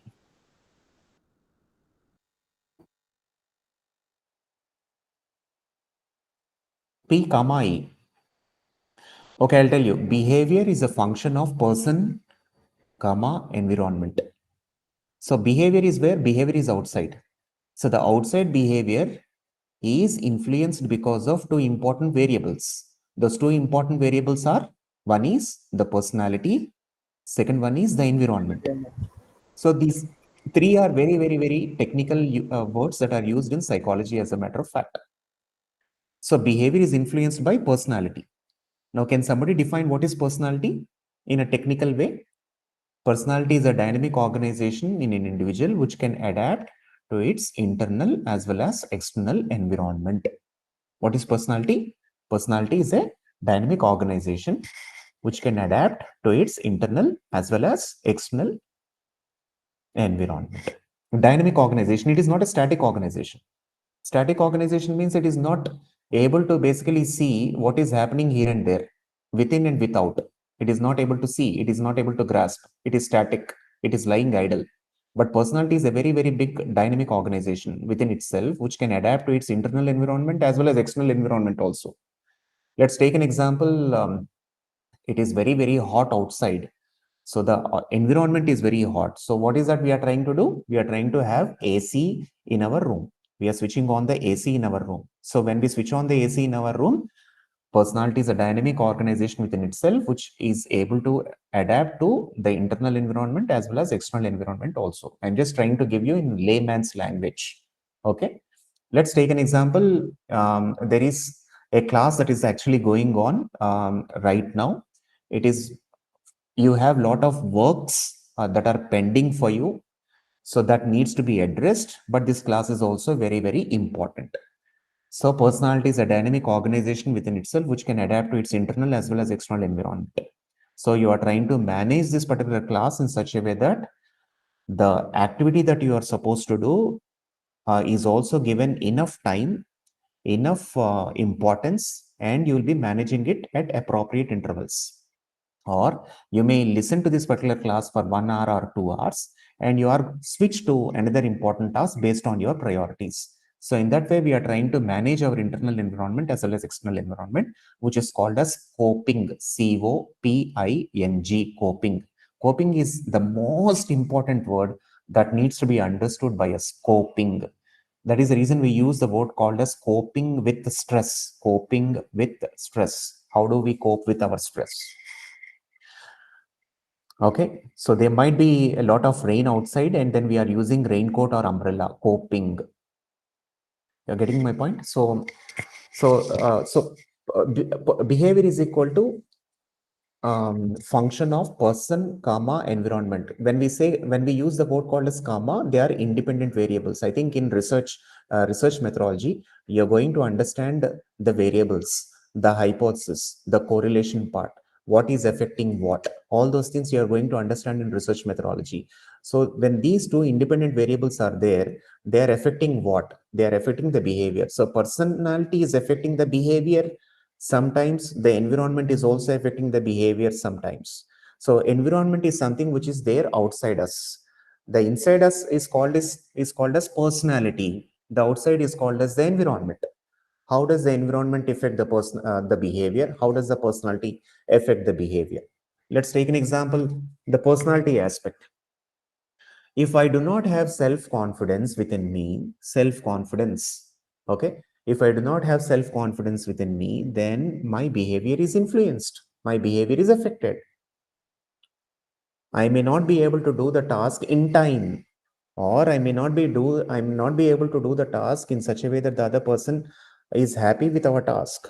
It is because of what is this called as the issue that I am having within myself, which is called as the self-esteem issue. There is another word called as self-efficacy. Self-efficacy. What do you mean by self-efficacy? Anybody? EFFICACY.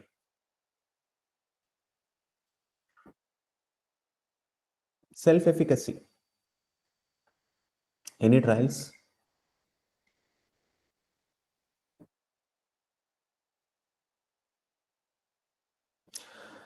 There is an important word called as self-efficacy, which tells us about the capability or the capacity of an individual to accomplish that particular activity. The degree of accomplishment is dependent on the individual's capacity to pursue that particular activity, which means if I have necessary skills or competency in pursuing an activity, then my self-efficacy will be high. If I do not have necessary skills or competencies to pursue an activity, then what happens? My self-efficacy is low. So now self-efficacy can be correlated to self-esteem also. My confidence levels are actually down because of I do not have lack of knowledge. I do not have lack of skills. I do not have lack of competencies. So in that way, behavior is a function of person, comma, environment. So personality traits I have mentioned, personality aspects I have mentioned. The environment is very, very simple. If all the group members in this particular group are interacting, with the speaker, then what happens? The people who are not so interacting will also basically gain confidence because everybody is interacting. Let me also interact.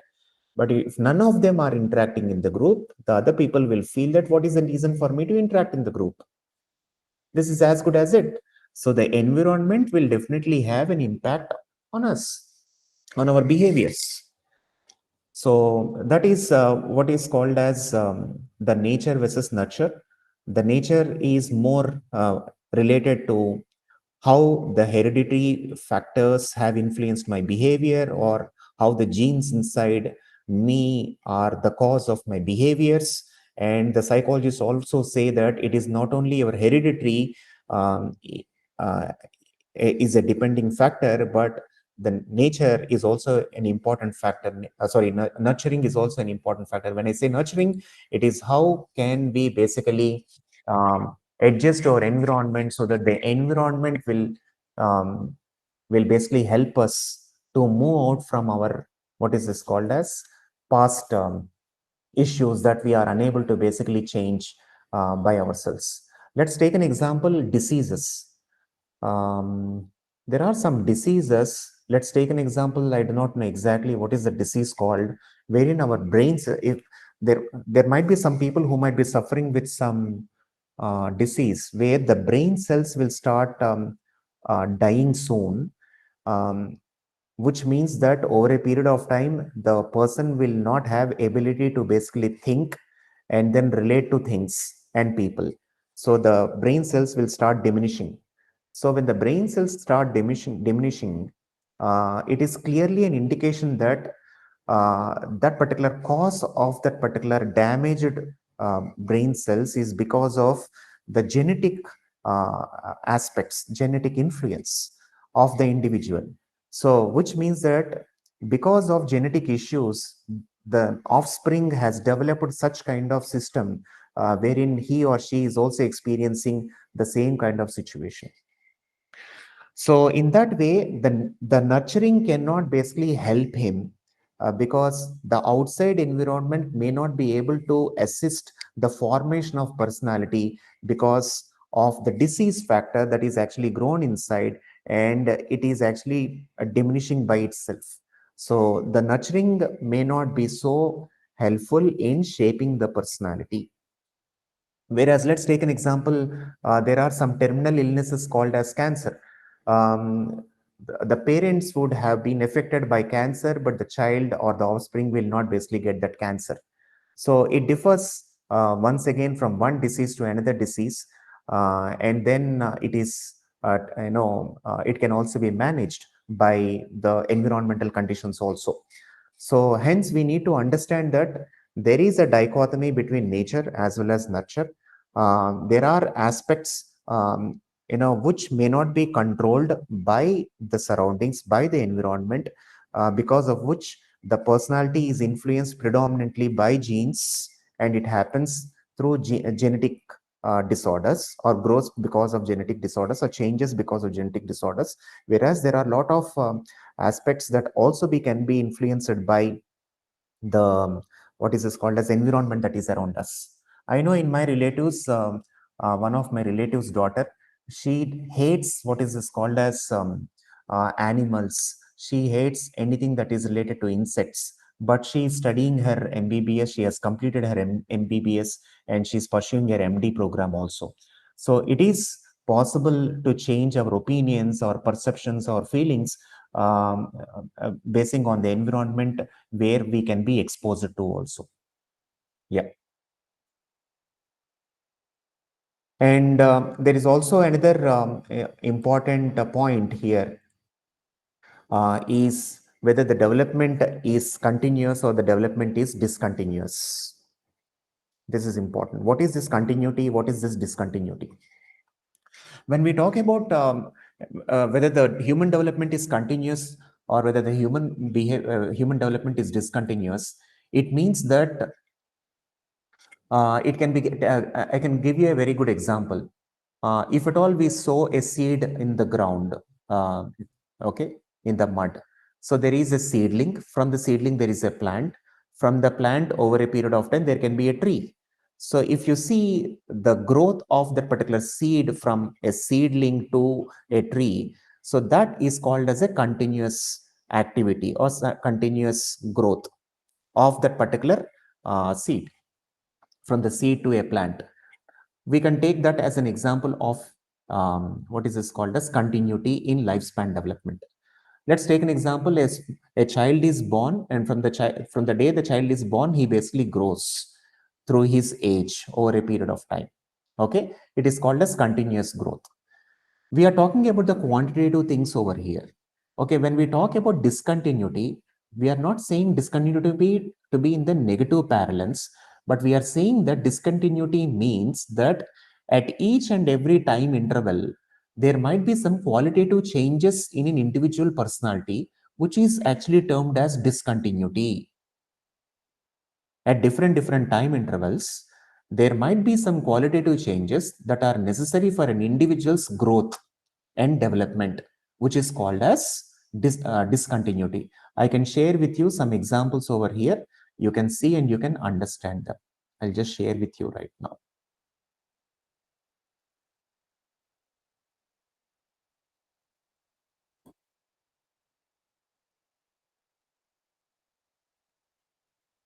Can you see this particular slide?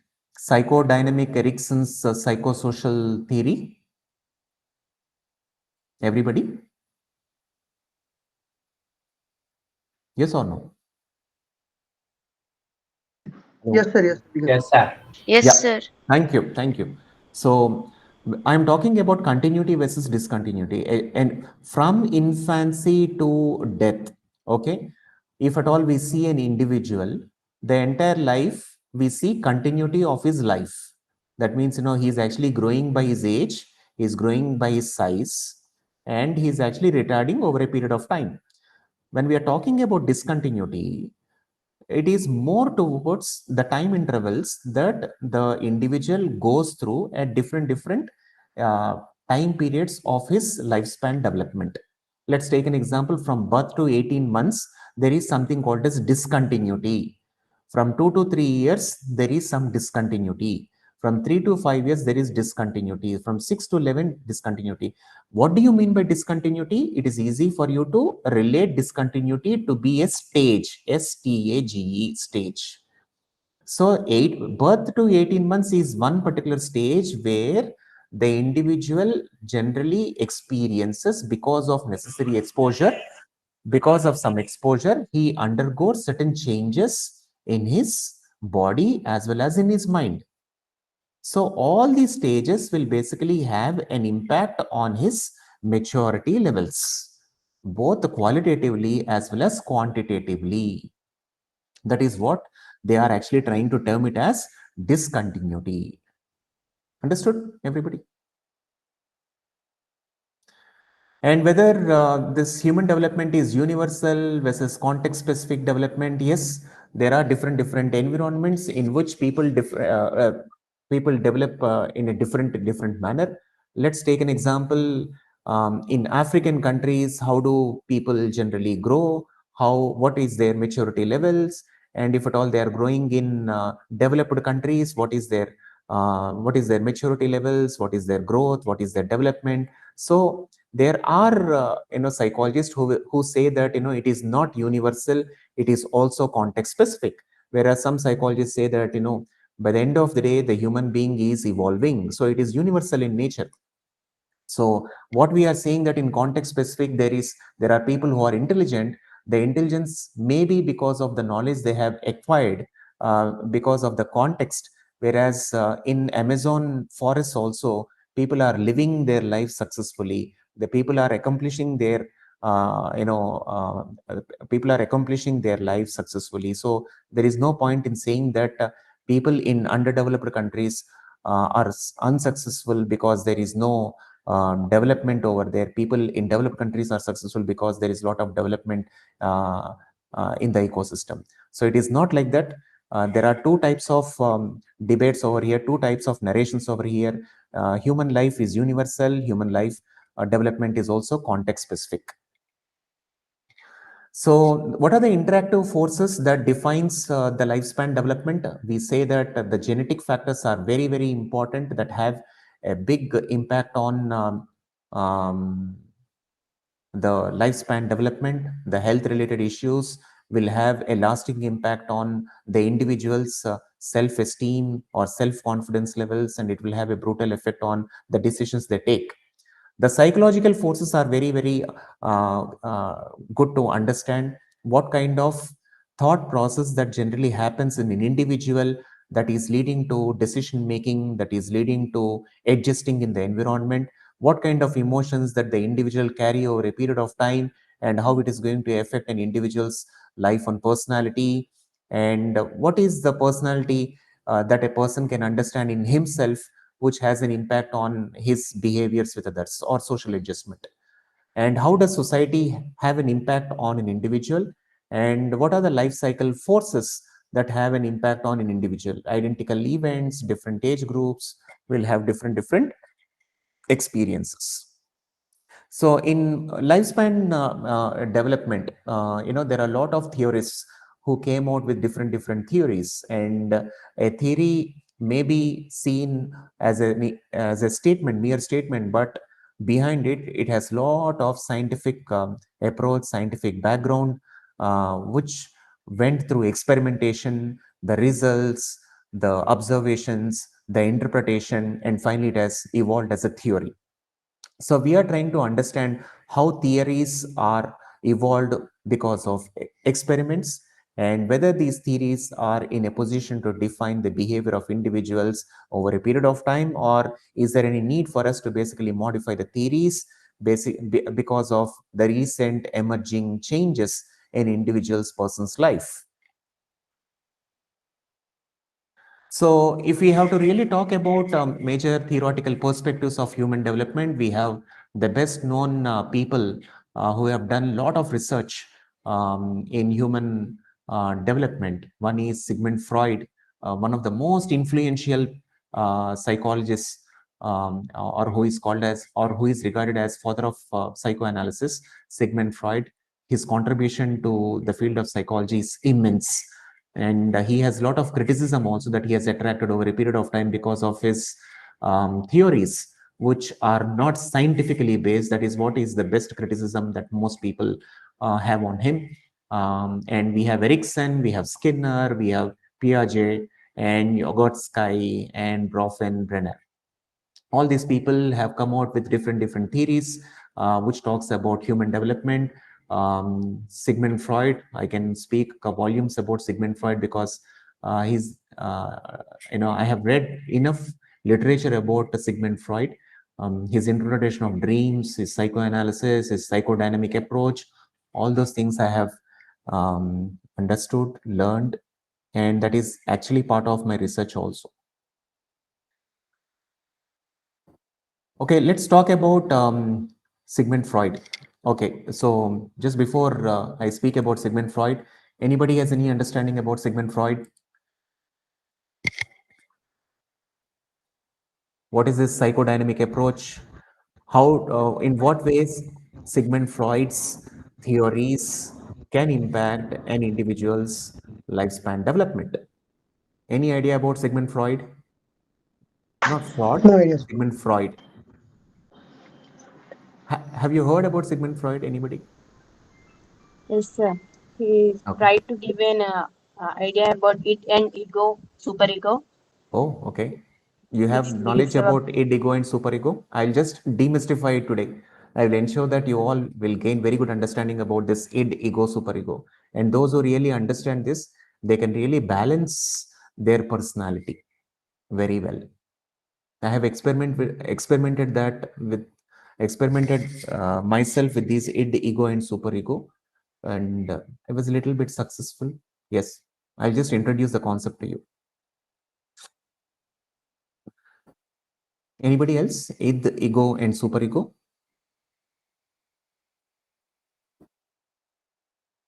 Boring session is boring. Yes, no. Theory is always boring. No, sir. But I'll tell you, see, there is some good thing about these theories, because if we try to understand the theory in such a way that it is trying to give a small passage to understand ourselves, it is more exciting. If at all we read theory as a theory, then it is not exciting. The speaker, including, will always feel bored. So I'll just try to make it more exciting to all of you. Okay, fine. Let me introduce this psychoanalysis theory to all of you, which has an impact on lifespan development. Okay.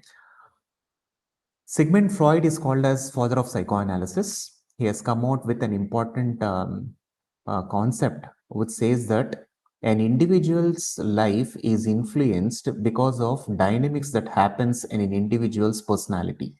And he has identified that there are three important elements that have an impact on individual's decision-making process or individual's life. He has named those elements as id, id, id.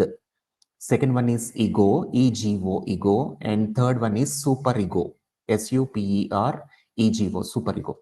These three elements are very dynamic forces that are operating in an individual, and these elements have a very good impact on everyday life, and in the future also they have a lot of impact on how the development of an individual happens. I'll now try to basically define this id, ego, and superego so that it becomes easy for you to understand.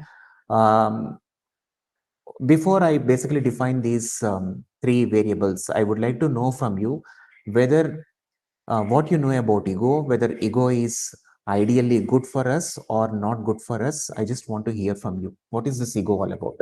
Because we use Good this for particular us. word called as ego, and then for different purposes, whether is it good for us, not good for us? No, Good for it us, totally sir. depends on the situation. Like there are some instances where it is very good, and there are some instances where our ego, showing our ego doesn't make any sense. Okay. So it's completely Okay. environmental. Environmental. Okay, good. The Ego is first important, response. sir, for our Okay. confidence. Ego is important for our confidence. Okay. ANASNBR has raised a hand. Can you please? Yes, ego is balancing the id and the conflict between id and superego. Okay, good. So ego balances ego and id and superego. Okay. It is something that changes with desires and our personality. Santosh Garu. Okay, good. Anybody else? Ego, is it good? Is it bad? I What do think you it's a think about part of ego? our personality. Very good. Sai Garu, it is part of our personality. Generally, how do we use this ego in our everyday language or in everyday activities? Is it self-respect? It is self-respect, okay? Negative sense. We use it in negative sense, okay?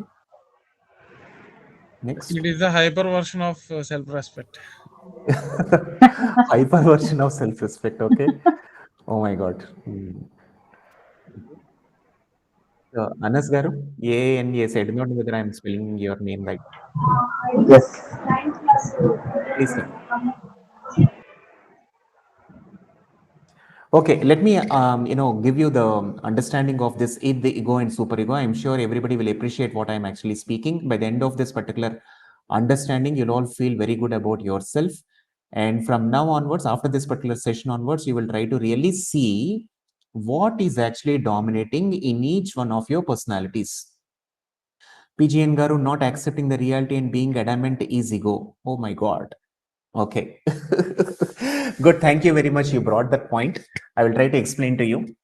I do not know whether I have better communication skills to explain to you, but I'll try. Okay. So Sigmund Freud says that these are the three important elements that govern our personality, and over a period of time, they may have an impact on our lifespan development also, the id, the ego, and superego.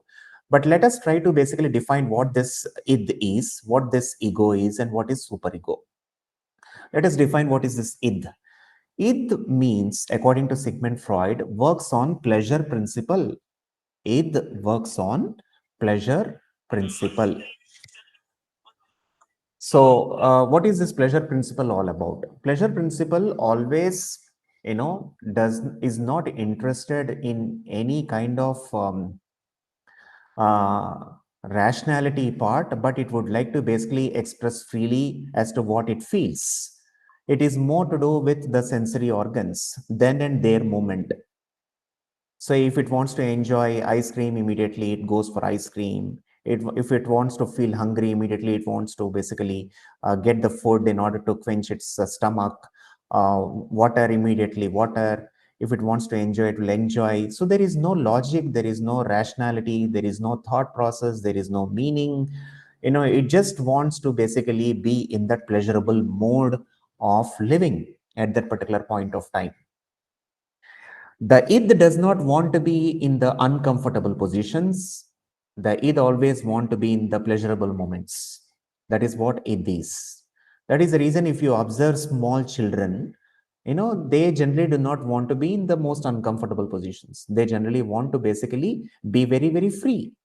So they generally act to themselves. So they do whatever they want. And we are the people, we are saying to them that this is right, this is wrong, this is desirable, this is not desirable, this is correct, this is incorrect, this is dangerous, this is healthy. These are the things that we are actually imbibing into them. But they feel whatever they want to do. They do whatever they feel. So if you observe or if you try to relate this particular concept, Sigmund Freud says that in each and every individual, we have this particular id functioning predominantly. Sometimes this particular pleasure principle, dominates our functioning every day or dominates our functioning during some occasions, id functioning. You're getting my point, everybody? The next important word that he has used is superego. Superego is an important element which always tries to tells us what needs to be done, what should not be done. It tries to govern our behavior by giving certain norms to our activities or actions. Superego. So it is like governing body. What is desirable, that needs to be done. What is undesirable, we should not basically do it. Okay, I'm not saying it exactly, but you can basically say it as a conscience inside us. A conscience. Let's take an example. If at all we want to do certain things, we don't want to do certain things. If at all we deeply contemplate on it, or if at all we meditate upon it, there is an inner voice that happens in each one of us. And it is the exact voice which tells us what is to be done, what should not be done. You remember in some occasions where you generally get angry on others, and you pretty well know that you should not be angry on others. The conscience inside us will tell that, don't be angry, just leave it. Or the guilt factor will always be there. Yes, I know I should not be angry, but I could not, what is this called as, control it, and I was angry on it. The conscience inside us is acting like a superego over there, which is trying to govern our personality by indicating to us what needs to be done at what time. The opposite element is the id, which is saying that I want to do whatever I want to do.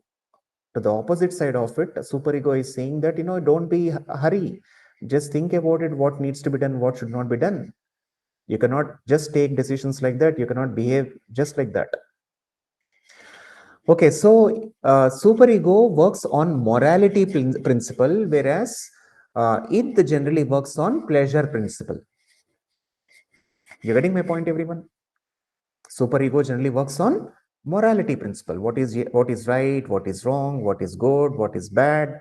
In different occasions, it is actually telling to us what needs to be done, what should not be done. Whereas the id generally does whatever it feels like to do. So in those lines, when there is always a conflict between the id feelings as well as the superego feelings, then it has to be, the personality has to be controlled. The personality has to be regulated.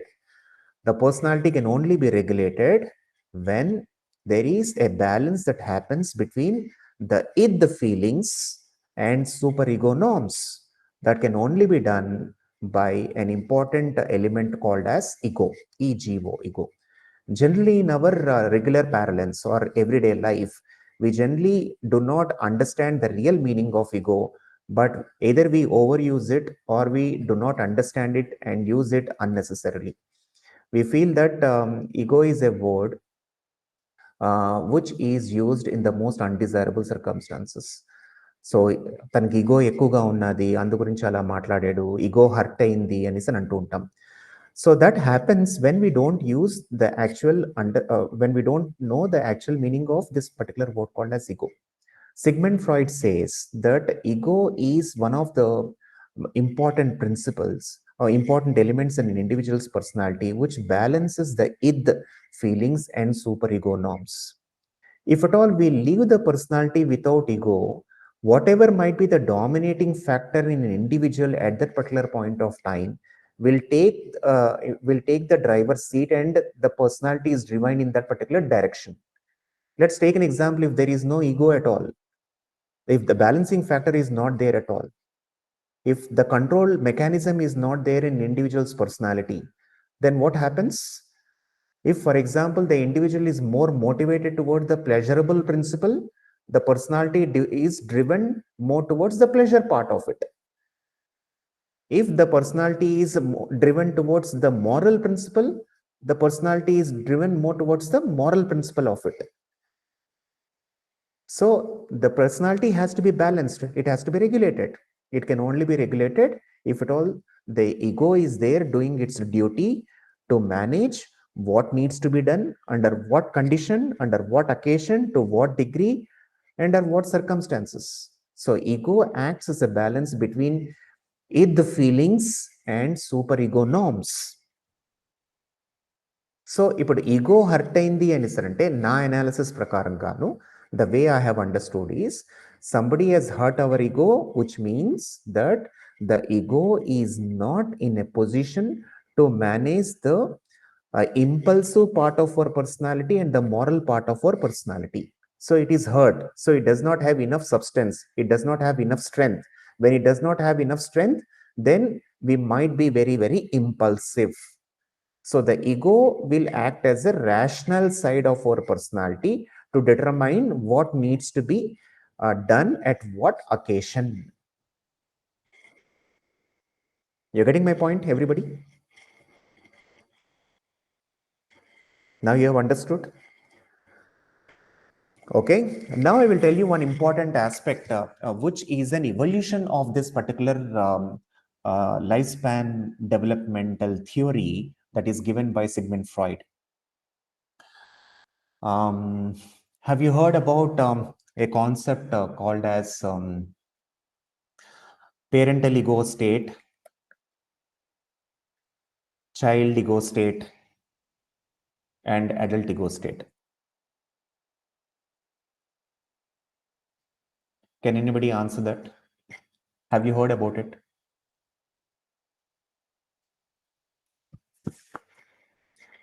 So there is an individual, there is a researcher called as Eric Berne, E-R-I-C-B-E-R-N-E, Eric Berne. He has come out with a wonderful concept called as transactional analysis. So transactional analysis is a borrowed concept from the concept that Sigmund Freud has given in his psychodynamic approach of lifespan development. So in Eric Berne's transactional analysis, he says that every personality has three important elements that governs the personality. Okay, right. I'll stop here because AN, AS, NBR, and Santosh Garu has raised their hands. Yes, please. Sir, I heard about this parent ego. Please, Santosh Garu, please tell me. Yeah. I'm not very sure whether it is correct, but I feel parent ego is what we generally get it from by looking at our parents and others. We'll Perfect. copy them. We'll try to copy or mimic them. Perfect. And then the child thing is like, for example, what are our behavioral patterns that we had in our childhood? Certain times we might again repeat them. So that I guess it is coming from that part. And the other one is according to the environment or the present situation and other external factors. That's how we'll get our adult ego situation. Okay. Fine, good. Good understanding of it at a fundamental level. I'm very happy. Sumlata ma'am, good morning. Good morning, sir. Please continue. Yeah, thank you. ANAS Garu, please tell me, you have some idea about this? You're saying something.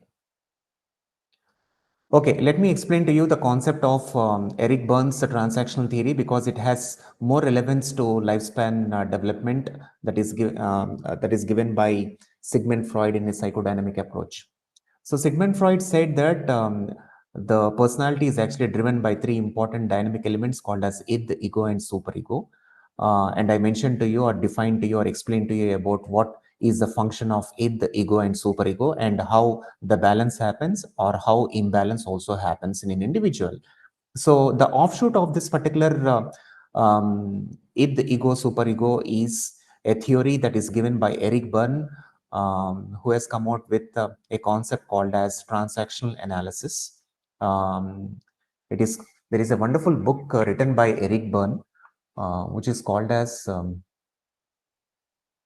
I Am Okay, You Are Okay.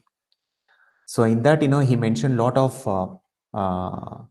transactions, and he said, I am okay, you are okay.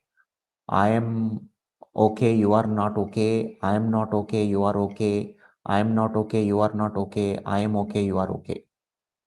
This might sound very confusing to you, but I'll explain to you the concept so that it becomes easy for you. It's very difficult for us to understand or acclimatize the subject called as transactional analysis book. But if at all you go through the summary of it, or if you try to understand the concept of it, it becomes easy for you to understand the book written by Eric Berne. So Eric Berne said that the personality is governed by three important ego states. So one of the ego state is parental ego state, second one is the adult ego state, and third one is the child ego state. As Santosh Garu has said, parental ego state is an ego state that we have actually drawn from the experiences of our parents from the beginning of our life till now. So you pretty well know that when the child is born till 4 years of age or 5 years of age or 8 years of age or 16 years of age, the child is drawn towards the family environment. And majority of the time, the child is actually looking at the elderly people in the home who are trying to govern the entire home, who are communicating in the home, who are trying to say what is right, what is wrong in the home, and they are communicating in the home more dynamically than the child. So the child is actually trying to take everything from the parents. Slowly, the child has actually taken how a parent works into his schema of personality. He has taken enough of substance how the child has to basically how the child will behave in the home, how the child is how the parent is behaving in the home, how the parent is communicating in the home, how the parent is governing in the home. All those experiences, exposures have taken enough of impressions in the child's brain. So in that way, over a period of time, when the child becomes an adult or when he matures over a period of time as a parent in the family, so his behaviors are also behaviors that are caused because of the parental influence that he has over a period of time. So the parental ego state is there within us. Okay, that generally comes out at different occasions. Okay, second one is the adult ego state. The third one is the child ego state. The child ego state in us is the kind of experiences or exposure that we had during our childhood, the playful attitude, the creative side of our life. Okay, the momentary aspect of our life. Okay, so all those experiences that we had as a child, those experiences were actually collected, put under one particular umbrella called as child ego state. We have those impressions of how we were used to be as a child, how we used to basically think as a child, how we used to act as a child, how we used to basically play as a child, how we used to take decisions as a child also. We have a child in each and every person. Okay, now the third one is the adult ego state. The adult ego state is also an important part of a personality. Eric Berne said that adult ego state is governed by the principle called as rationality. Rationality. What do you mean by rationality over here? If at all we are trying to take a decision, we are trying to take decision not because of parental influences or not because of childish experiences, but we are trying to take decision because of our logic, because of scientific reasoning. So in that way, we are trying to understand, we are trying to analyze, we are trying to synthesize, we are trying to comprehend, we are trying to relate, and finally, we are trying to take a decision. So the adult ego state in each of us is trying to be more rational towards people around us or within us also. So the parent ego state is there, the adult ego state is there, the child ego state is there. Now, if at all, how do we relate this particular concept to ourselves? So as the child is growing in his home environment, he might be exposed because of his inherent ego states, which are called as id state, or it can be super ego state, or it can be ego state that he is exposed over a period of time. How did he develop as a personality over a period of time? In a given day, which ego state is predominant in you? In a given day, in a given working day. When you are at home from morning AM till PM, what is the ego state that is actually coming predominantly from you? When you are there in an organization, what is the ego state that is actually coming more out from you? So have you analyzed it to yourself? This is important. So if you are able to analyze and if you are able to comprehend that, then it becomes easy for you to basically understand which ego state is predominant in me that needs to be understood, recognized, and surfaced so that I should be in a position to also recognize which ego state the other individual is also there. Let's take an example. I'm interacting with you right now in this particular session. Let's take an example. I'm interacting with Prashant Garu. So because Prashant Garu is the only person who has switched on his video. So when I'm interacting with the Prashant Garu, my adult ego state is interacting with him. When I'm talking about personality theories or when I'm talking about lifespan development, I'm trying to explain the concept of lifespan development through an important theory that is given by Sigmund Freud. So when I'm talking about that Sigmund Freud topic to Prashant Garu, so Prashant Garu is trying to understand the concept, how the concept has been introduced, how the concept has been analyzed, how the concept is given a meaning through examples. So there is some kind of logic in it. There is some kind of science in it. So which means my adult ego state is interacting with the student. If the student is also responding to me in the same adult ego state to me through facts, through analysis, through interpretation, through reasoning, through logic, then my adult ego state is in concurrence with the adult ego state of Prashant Garu. So if the transactions are similar to the ego states or playing at the same ego state between each other, then the relationship or the transaction between those two individuals will be more healthy in nature. More healthy in nature. But what happens if at all one ego state is interacting with another ego state of the other individual. Let's take an example. I am interacting through my adult ego state, whereas Prashant Garu is interacting with his child ego state with me. I may be interacting with my adult ego state, and Prashant Garu is interacting with me through his parental ego state. So what happens? It is called as cross transactions. As long as the transactions are, like this between ego states, parent to parent, adult to adult, child to child, the interactions would be found or observed to be healthy between two people. But if the interactions are basically cross, that means the parental ego state is interacting with the child ego state. The adult ego state is interacting with the parent ego state. Then what happens? So there is undesirable transaction that happens between two individuals, which leads to undesirable consequences. Sir, what needs to be done? So what needs to be done over here is, we need to understand what should be the outcome of that particular transaction. What should be the outcome? What is the desired outcome that we are expecting? If the desired outcome is what we want from the other person, we have to basically go to his ego state and explain to him about that particular situation in the ego state that he is present. So let's take an example. When we are interacting with our children, the children will generally act from their child ego state only, obviously, because they are kids. And we are actually speaking from parental ego state to them. Now, if the child says that, I want to basically go and eat ice cream, or I want to basically go to a movie, let us go to beach, whatever it is. Okay, now if you are actually speaking from the parent's perspective, no, you should not go. If at all you go to if you eat an ice cream, you'll get cold. So there is a demand, there is a command. Okay, there is an obstruction. There is no, what is this called as acceptance and all that stuff. So the child will not basically like it, because now you are coming in the direction which he is not comfortable, because he is comfortable at this particular level, but you are actually coming from this particular level. You are able to understand what I'm trying to say.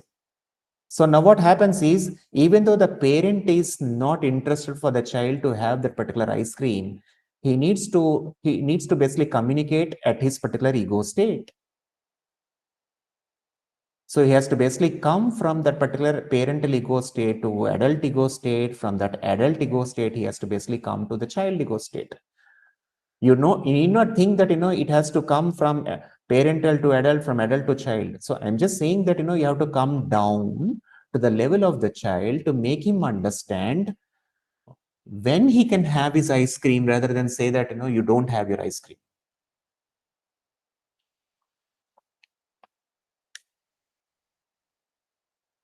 That is essentially required. So majority of the times, if we are actually interacting in our everyday life, because of retaining our own ego state, because of the ego that is there in us, okay, and if we are trying to behave through our own lenses, our own frameworks, then we will never be able to basically understand the framework or lens of other people. By the end of the day, we want people to basically work according to our interest. That is okay. I'm very happy about it. But you should also understand the other perspective, the other person's position, and then you have to ensure that you both are on the same level of understanding. Otherwise, the cross transactions will lead to an undesirable behavior.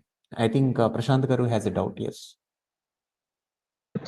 Sir, okay, going down to child ego state or staying in an adult state is very comfortable. Okay, we can do that. But how to be a parental ego state and make them understand that how we are feeling?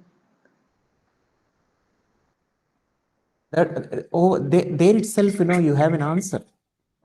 Mm-hmm. You be at the parental ego state, and the child is actually operating at the child ego state. There is a cross transaction. Okay, both are parents. Like, so one is a parent and second one is an adult. Okay, now this person has to go to a parent state. Then how that can be done? Because he has never been in that position before. He has been in a child state. Perfect. But and these can go down to adult state, but how can this guy can go up to a parental stage so that he can make a great communication with them? See, shifting of ego states is only possible unless otherwise both the parties are exposed or experienced in the three states.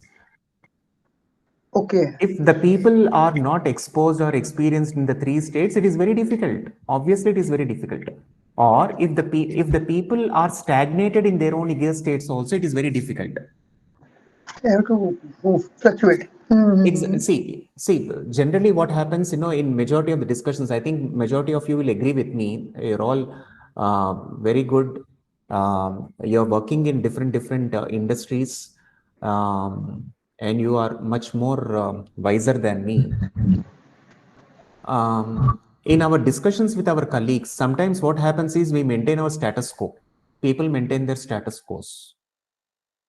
They generally do not come down, or they are not flexible. They are adamant. They stick to their own points. Even though they know that it is not correct, they stick to their points. Why it happens? Because they basically remain or retain their own ego states. They generally do not basically move up or down. That is the biggest difficulty. So that is the reason it is better that we also remain in the same state and make them comfortable rather than convince them through logic or convince them through what is this called as a demand or a command.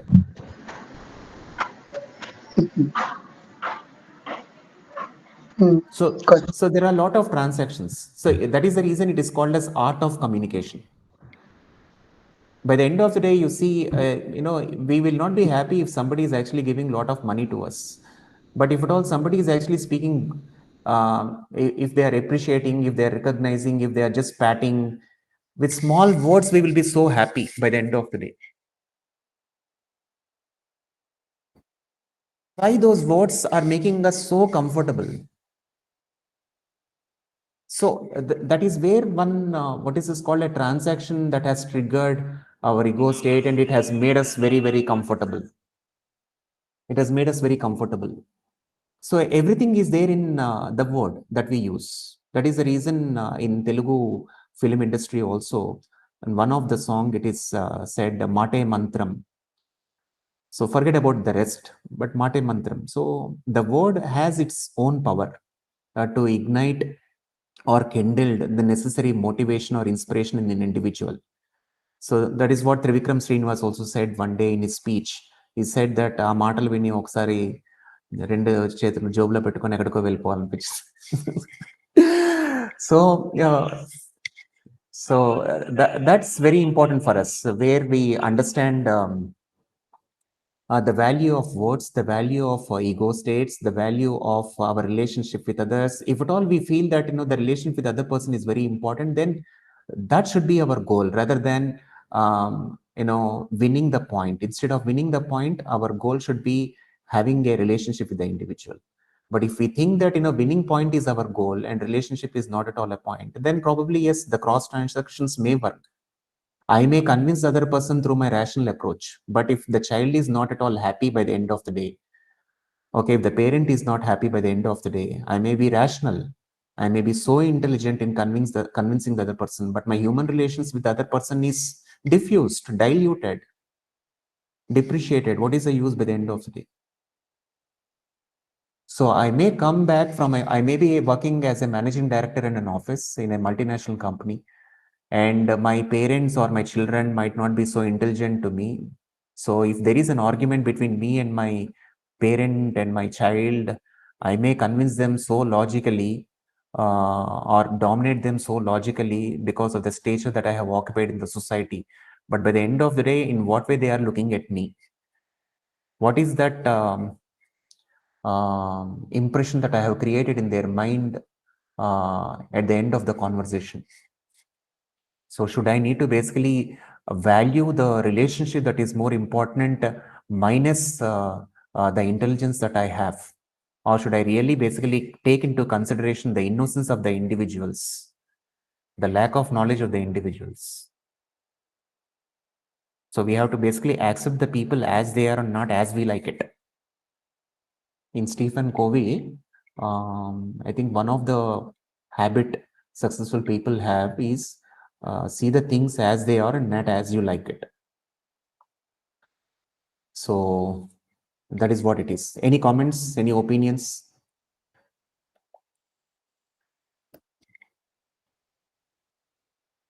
No, it is Any so experiences? experience. Like in such cases, I have met many various of my friends. Okay, they are entrepreneurs. They are going in their paths and passions. So the only problem all of those people have is conflict with their father or mother. So I asked them, how do they deal with that? So they usually say that parents are not able to understand them and the children are not able to understand their parents. Even though they understand, they become rational and they say these are the points and these are the things that we are going to do and this is how we want to live.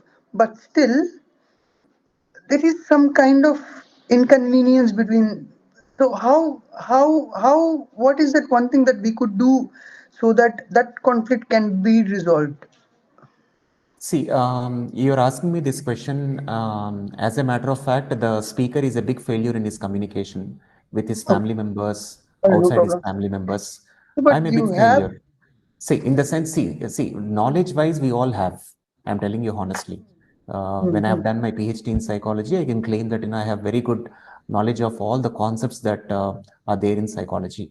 I have very good understanding of the concepts, but when I'm trying to basically implement those concepts in a way that it makes meaning of my life and the meaning of life of others, I may basically fail because of my own limitations, but because of my own personality issues, I may basically fail. So by the end of the day, we have to understand the fact that what are we valuing? What is that importance we are giving to? If we do not give value to human relations, okay, and if we go by our own thought process and stick to our status quos and um, give value to all the trivial things, then probably we may not be able to achieve by the end of the day. The human relations, the human value system, the appreciation of value of a human being along with us, the healthy coexistence of people around us is something which is very, very important for us. If at all we take that as an important value, probably all our discrepancies can be diluted over a period of time. So we are still in the path of our human evolution. We may regard ourselves human being as a highest form of evolution. No, we have not become human being. We have to be in the process of becoming a human being. So human being, biologically we are okay, but being human is something which we are supposed to govern ourselves to. As a matter of fact, the entire jungle or forest, or all the flora, fauna, the animals, the plant ecosystem, everything is much more organized than we are. Let's take an example. In the night time, it is observed that we all sleep and we don't create noise. Since morning, all the plants, all the animals, birds, they generally go out, they do lot of noise outside, but when they go back to their home, they remain silent. But we will start our noise in the night time only. So we need to evolve ourselves. We need to mature ourselves. We need to understand that we have not grown out of our potentiality. So we need to basically move ahead in a more purposeful way. Got it? Any other thoughts? No, sir, it's perfect. It's perfect. I got to know Okay. one thing. So The yeah, please discussion tell me. that. Okay. Yeah, continue, Please. sir. Okay, No, the point I that felt yeah. was when parents are in parental stage, na, so we are actually children. So he or she must not go into that adult stage, but stay in a stage where he is in a transformation like child and adult, so that the conversation would be comfortable for to manage those kind of conflicts. That's what I am thinking of right now. So let's work on that later on. So just continue. Yeah. So it's See, it is the response. See, it cannot be the responsibility of one person every time. Understand only from one side of it again and again and again and again and again. I'm understanding, but the other person is not understanding. I've tried many a times, but the other person has failed many a times to understand me. All these things may be one-sided many a times, and that may be that may create a lot of tension, anxiety, frustration in us. That I'm trying many times, but the other person is not trying. We have to understand one important fact that there are few things that are there in our control, and for those things which we are not in our which are the things that they are not in our control, we have less to basically take them into our control. The more we are saying that I'm understanding the person, but the other person is not understanding, the other person is not understanding, we are actually living in the understanding of the other person. This is very important. So at some point of time, we have to realize the fact that the other person is not understanding. That is what his problem is. That is what his limitation is. Unfortunately, sometimes we need to feel pity of the other person not able to understand these things. got it. So if we feel pity about the other person not understanding this, then we are comfortable. But if we see that the other person does not understand because he is not interested in understanding, then there is always a tension between us and with the other person. Exactly. Correct. Yeah. See, the society is built like this, Andy. Baga గుర్తుంచుకోండి అందరూ కూడాను. I may be less of age than you, or equal to your age, or more than your age. But one thing I have understood because of my experience interacting with a lot of people around me, the counseling sessions, nowadays the generation does not require anything to be said to them. We don't require guidance. I'm capable of learning by myself. Earlier generation never used to be like that. We always used to crave for somebody to give us guidance. But this generation is not that. This generation, if at all we speak also, they are not so happy. Okay, if we are speaking itself, they will stop us. I got it, you can leave. So in that way, this particular generation is very, very impatient. Okay, intolerant also, impatient and intolerant. Okay, now how do you deal with these kind of people is very, very important. Okay, so when we understand from the child that they don't require any kind of guidance, or if at all when we are saying something, if they say that you are giving me gyan, upadesham and all that stuff, it is essential that we give them what we are supposed to give. Whatever is right from our end, we are supposed to offer them in terms of taking a decision. What are the caution that we are supposed to give? We are supposed to give that caution to the student, to the child, to the person in front of us. Tomorrow, what should not happen is that because we feel that the other person does not require guidance from us or support from us, if at all we are not giving this, tomorrow if something undesirable incident happens to the child or to the person in front of us who is not listening to us, he should not react in such a way saying that, why is that I do not have people to inform me about all these things? If at all we are informing all important aspects, if at all we are giving caution, if we are giving necessary suggestion, we are giving gyan, if we are giving suggestion, in spite of all these things, if at all a person takes a wrong decision, then the person will be more responsible to his decision because he understands that there is sufficient guidance that is given to me, but unfortunately I did not utilize that particular guidance. The society should not become to a situation where I'm not getting guidance anywhere and and so incident has happened. Let incident happen with guidance. But wrong things should not happen just because there is no guidance. I hope you're getting my point. So let us create an environment where whether people will listen to us, people do not listen to us, let us actually try to basically guide. Let us actually support. Let us actually speak what is right about it. We will also caution also what is right, what is wrong. By the end of the day, let people take their own decisions. And when they take their decision, we should also be in a position to say to them that, okay, in spite of all these things, if you are taking a decision also, my request to you is, please be responsible to your decision. Simple.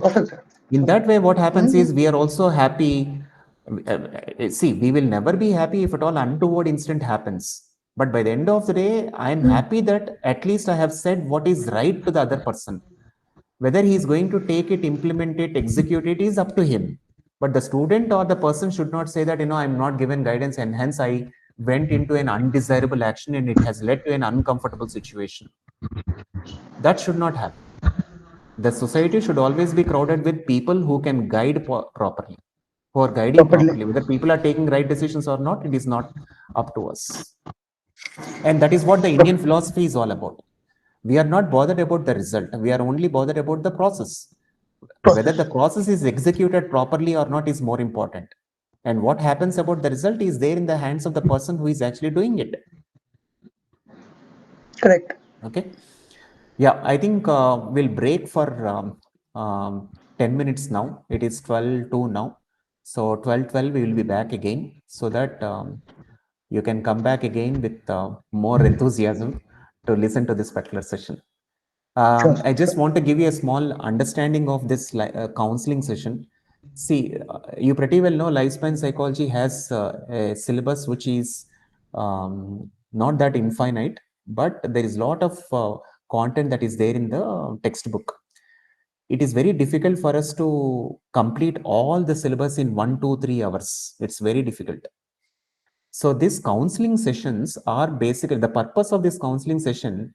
Ideally, when the counseling sessions are formulated, IGNOU realized that all the people who are actually working in their own industries, they will read during their spare time when they have doubts.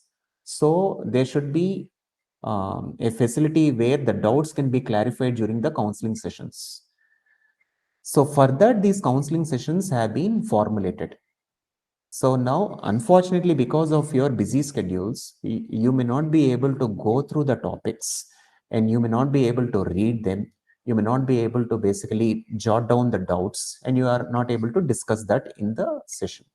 So in that way, if I basically start the topic also, and if I try to complete the topic also, it will not be possible during these 2 to 3 hours of time. So in this 2 to 3 hours of time, whatever can be the essence of what we are going to learn by the end of this particular course, if those things can be discussed with the learners, I think we have done at least, we have justified at least what the final outcomes of this particular learning. So excuse me or do not think wrong about the speakers or the people who are facilitating this particular function that syllabus is not covered. Syllabus cannot be covered because these are counseling sessions only. Counseling sessions means you have to come out with your doubts and we will try to basically answer or explain or resolve those particular doubts. Otherwise, everything is self-learning only. You can learn much more than what I'm actually trying to share with you. You are all adults. You have necessary abilities to basically learn by yourself. There is a lot of information that is available in YouTube, internet, where you can basically understand the subject by yourself. This is only to represent a fact that we are all learning together. We are trying to understand together the nuances of lifespan development. Okay. So time is 12:05. We'll again come back by 12:15. Is it okay? Yep. Sure.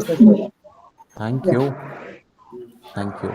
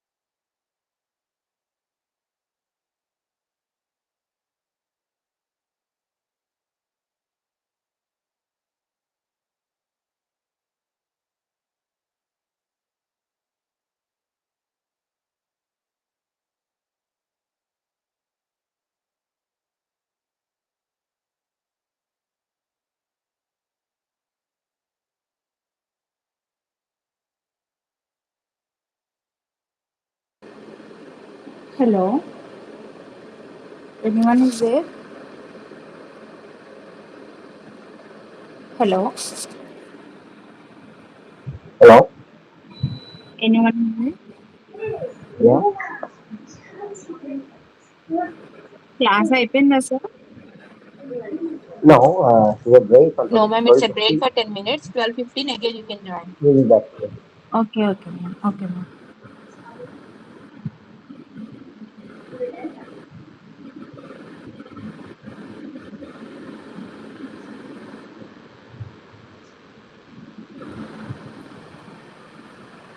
Excuse me, can you answer anyone for me?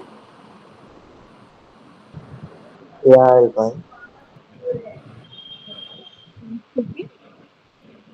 Hello? ఒకసారి ఎవరు మాట్లాడుతున్నారండి? See, basically, I'm not from AP, so I'm not very Telugu. So could you please speak English? చెప్పండి madam. Yes ma'am, నా పేరు సరిత అండి. ఎవరండి మాట్లాడుతున్నారు? పేరు? I'm also student ma'am. Okay ma'am, నేను కూడా స్టూడెంట్నే మ్యామ్. అంటే ఏం లేదు, నాకు కొన్ని డౌట్స్ ఉన్నాయి మేడం. అంటే దీనికోసము ఎగ్జామ్ యాక్చువల్లీ మాది వచ్చేసి Kakinada madam. Okay.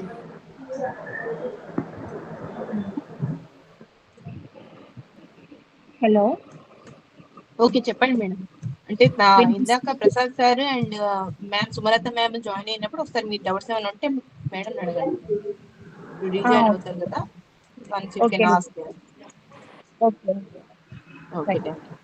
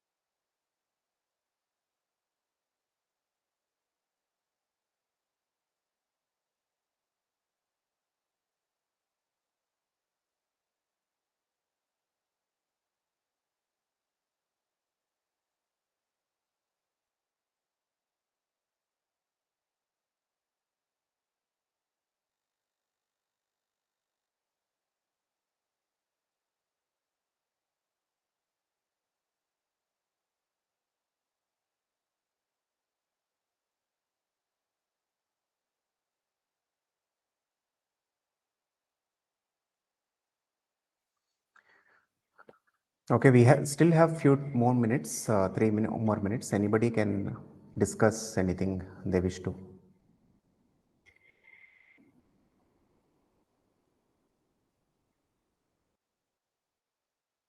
Is my voice audible? Yes, sir. Yeah.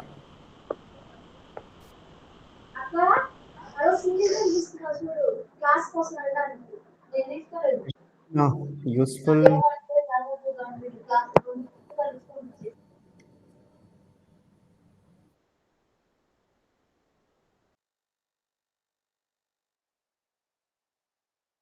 Members, can you please let me know whether this session is useful? To the point, no? Yeah, very useful. Okay.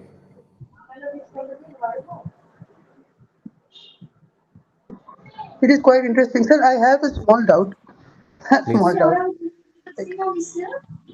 Do psychologists believe in spirituality?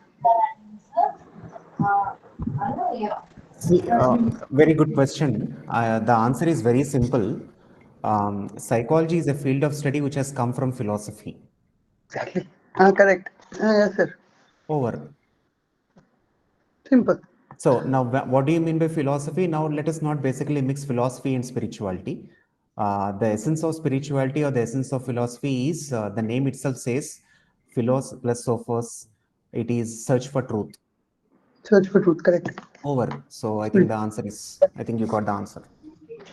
Got it. Yeah. Perfect. Sir, and one more question. Sir,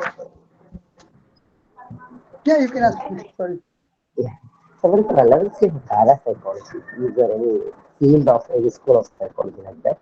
Sir, Or I'm sorry. Can you be louder, sir? what is the relevance of parapsychology? Is there What any is? school of parapsychology? Huh.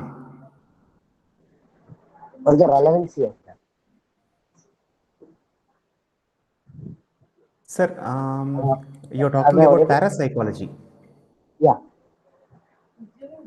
Sir, parapsychology, let us not enter into that parapsychology because when we are talking about, in lifespan psychology, that means when we are trying to understand the child when he is born, when he becomes a child, when he becomes an adolescent, when he attains maturity, and when his age is declining, and when he dies. Okay, throughout this particular process, each and every individual experiences a different kind of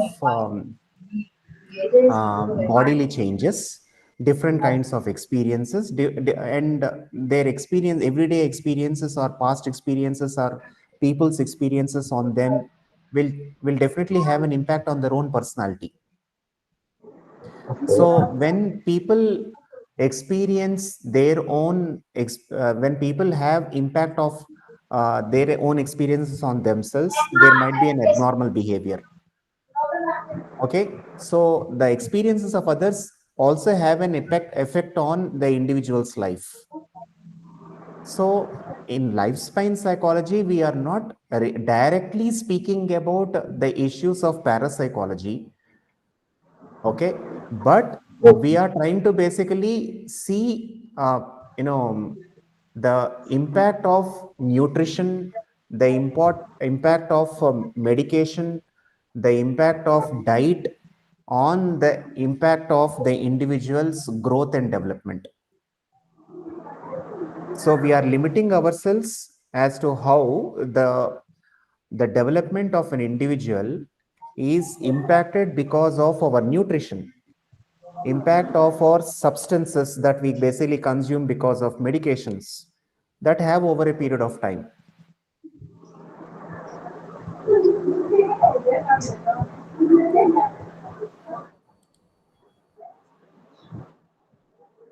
Okay. Okay. Fine. Let's go ahead. Welcome you all to the next remaining session about lifespan development.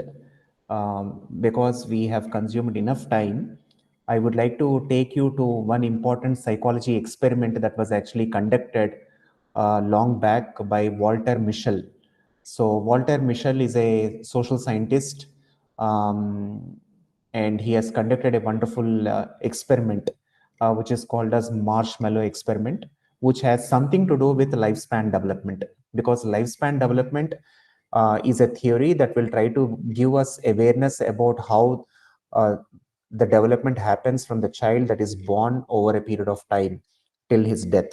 So from that particular angle, from that particular perspective, it is essential that we understand the impact of few things in our childhood and the consequences over a period of time. So for that reason, I try to bring you one video. You have to just tell me whether that particular video is recognizable to you, whether the video audio is okay or not. I will just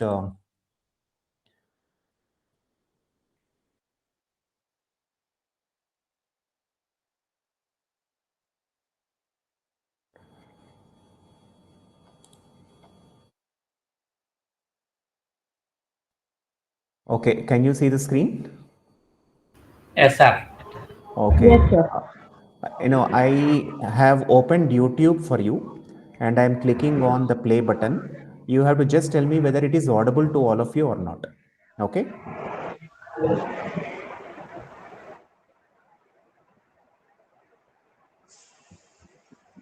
Is it audible?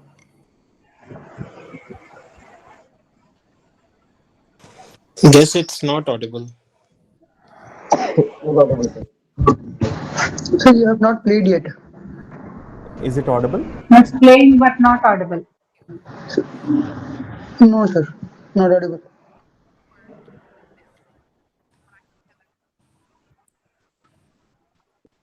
But stay in here and stay in the chair till I come back, okay?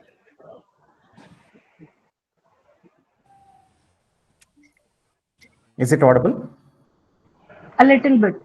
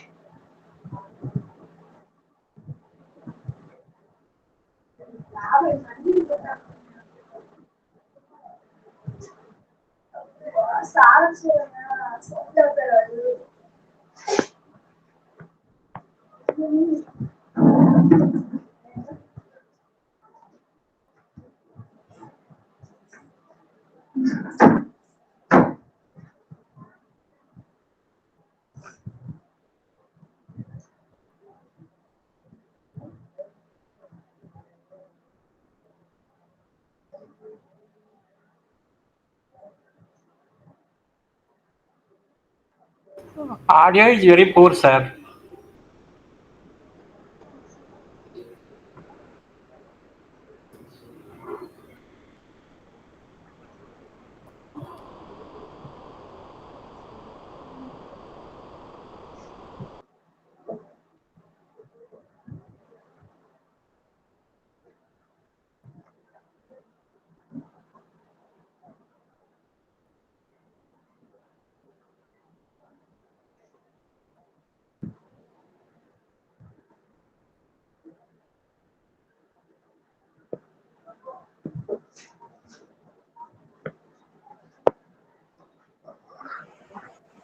I think we all can watch it simultaneously in the YouTube and get back to the class again.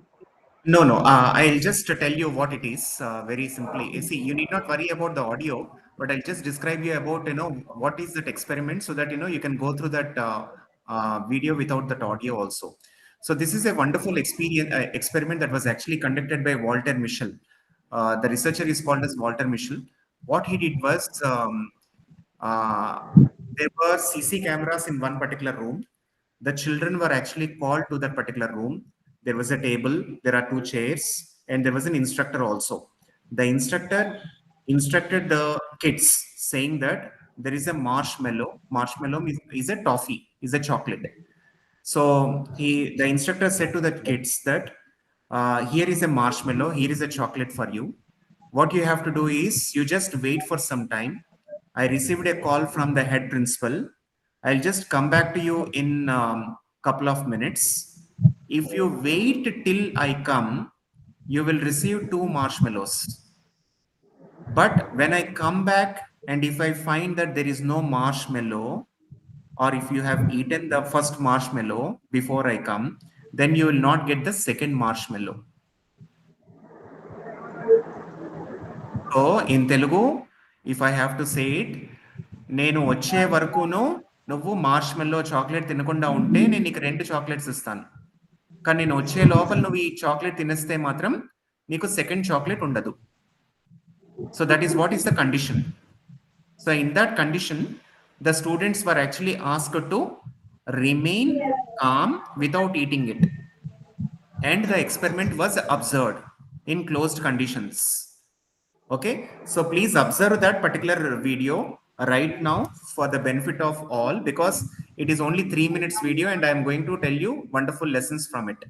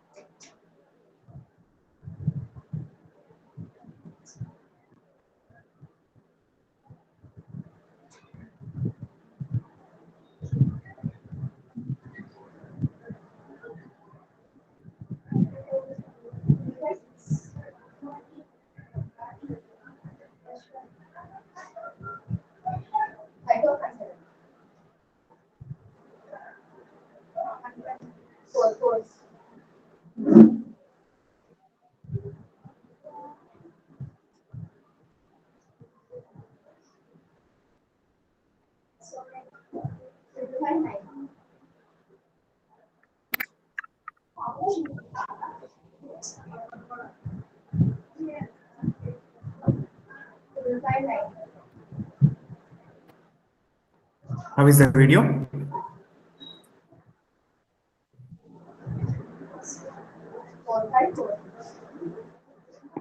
Interesting. Yeah. So you have any question here?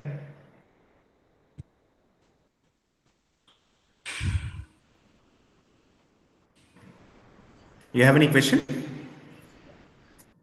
I'll tell you the importance of this particular experiment that was actually conducted and its impact on lifespan development. So if you have observed this particular experiment by Walter Mischel, so it was clearly indicating towards the instructions from the instructor to the kids. The instruction is very clear that if at all you have it right now, you will not get the second one. But if at all you retain your energy and if you do not have it till the time I come back, you will get two. Instead of one, you will get two. You can enjoy two. So let us try to apply what we have learned in the morning time. We have learned about this id principle, ego principle, and super ego principle.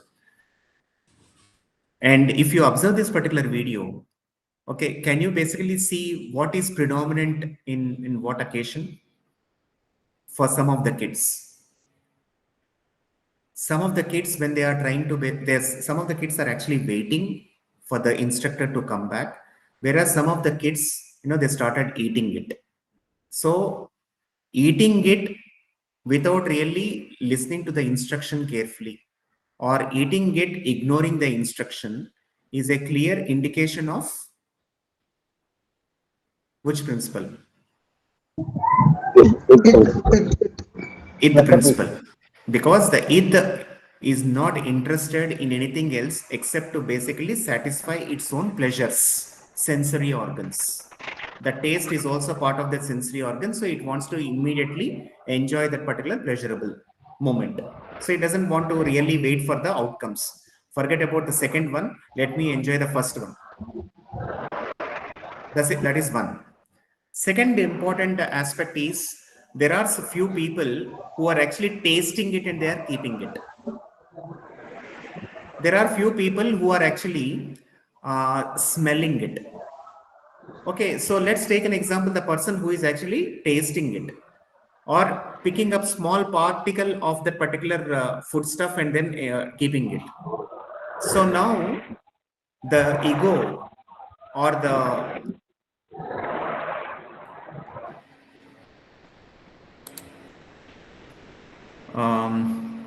can you please mute yourself, Andy? So thank you.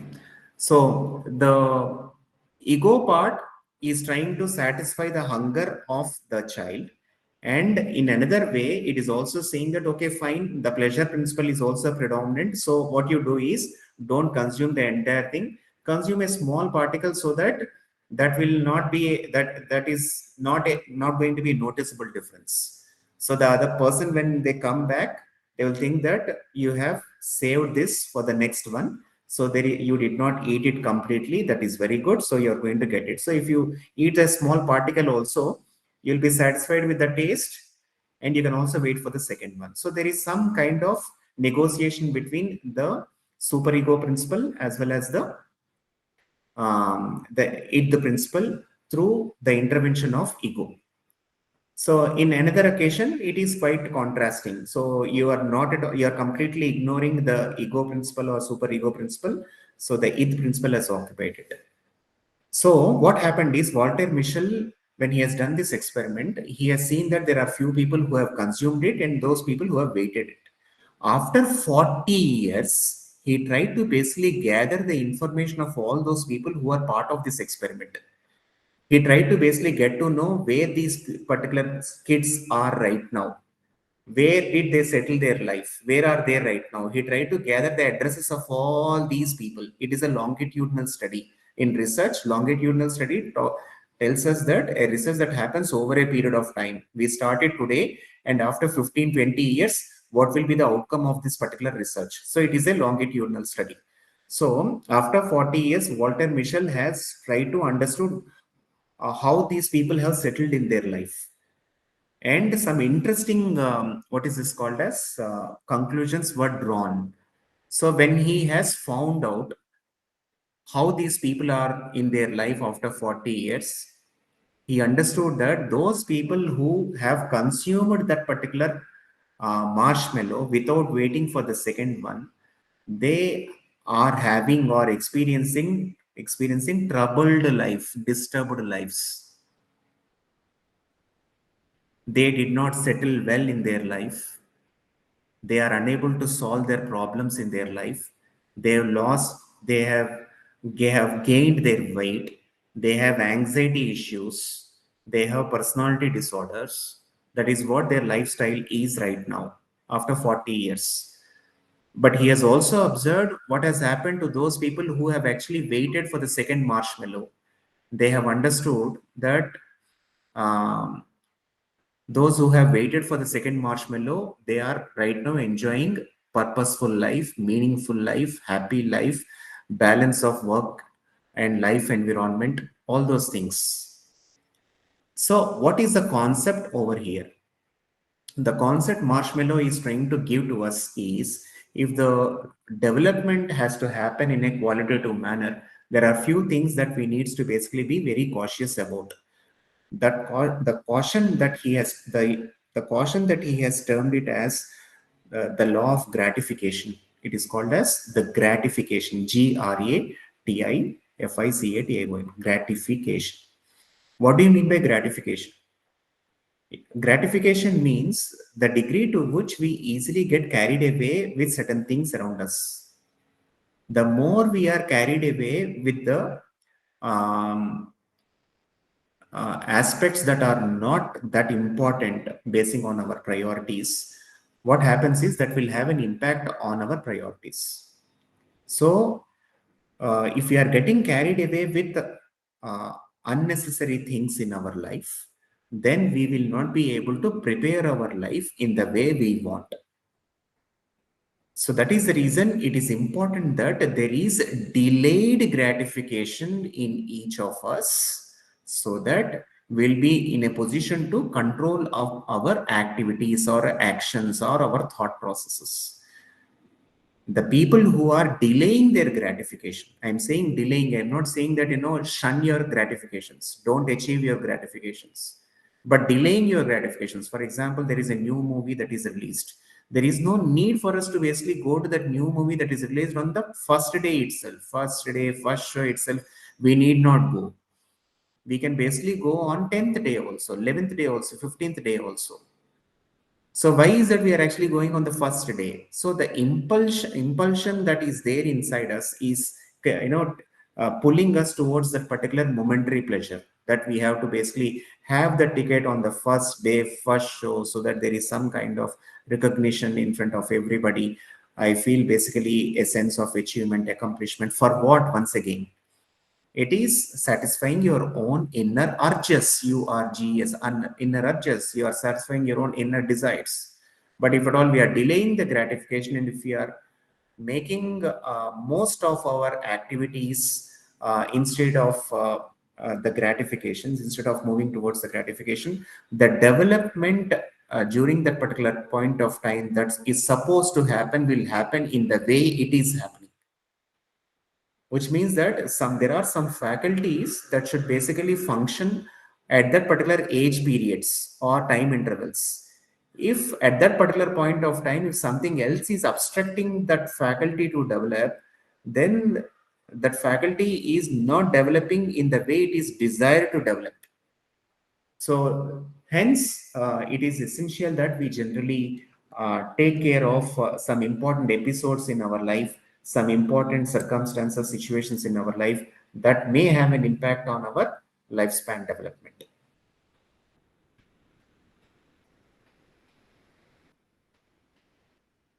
Got it? Okay, let us go into this particular concept called as psychosocial theory. So I explained to you, so I need not mention anything about it, but except the fact that there are three important aspects that he has mentioned: id, ego, superego. I discussed about it. What is ego? What is id? And what is superego? And there are other three important elements also. One is conscious. Second one is pre-conscious. Third one is unconscious. Sigmund Freud says that we are operating at conscious level. Let's take an example. When I am talking to you right now, I am talking to you about psychodynamic fruit psychosocial theory. I am also explaining to you about ego, id, and superego. So I am conscious about what I am speaking, and you're also conscious about what you're listening, about what the speaker is speaking to all of you. What is this pre-consciousness all about? Pre-consciousness is something that happened a little bit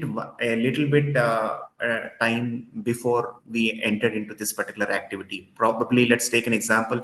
What is the breakfast that we had? What is that one costume that we want to wear, which we have rejected and we wore by taking into consideration certain aspects? So these are few things that we have taken necessary precaution, but we have ignored it because it is not of a priority to us. So they are called as pre-conscious elements. We can retain them if at all we really seriously give a thought about it, but immediately it is not there in our conscious side. What costume that I have selected in the morning time after my bath, I may not immediately recollect it. But if at all I seriously give a thought about it, I will immediately get into it. So pre-consciousness is a little bit lower to the consciousness level, and below which there is a huge depth of unconsciousness that is there inside us. Now, this unconsciousness, we call it as at the tip of the iceberg only we are able to see and understand the other person's behavior. But below below the behavior of the individual, there is infinite possibilities are there. So Sigmund Freud informs us, tells us that in majority cases, in most of the cases, the unconscious aspects of an individual are the real reasons for the behaviors that are being expressed by a lot of people outside. So it is essential that we understand the unconscious aspects before we actually try to consider how we can treat the other individual, or how we can guide the individual, or how we can counsel the individual. So these unconscious elements are worth to be understood by all of us. When we say unconsciousness, what do you mean by unconsciousness? Since our childhood, we are exposed to a lot of things. We have experienced a lot of things: good, bad, right, wrong, all the knowledge that we have accumulated over a period of time. All those things have settled in our consciousness, in the realm of consciousness. So there are few things that we have rejected, but we have stored it. Few things we have accepted, we have stored it. Few things that are thrown to us, buried inside us, they're all taken inside. So all those tendencies, or all those information from outside, from inside, by us, outside us, all those things are actually deposited in the realm of consciousness, which are there in unconsciousness. That is actually acting as the reason behind our outside behaviors. So psychology tends to basically understand and what is there in the unconsciousness realm, which is actually the reason for the conscious behavior. This is very important.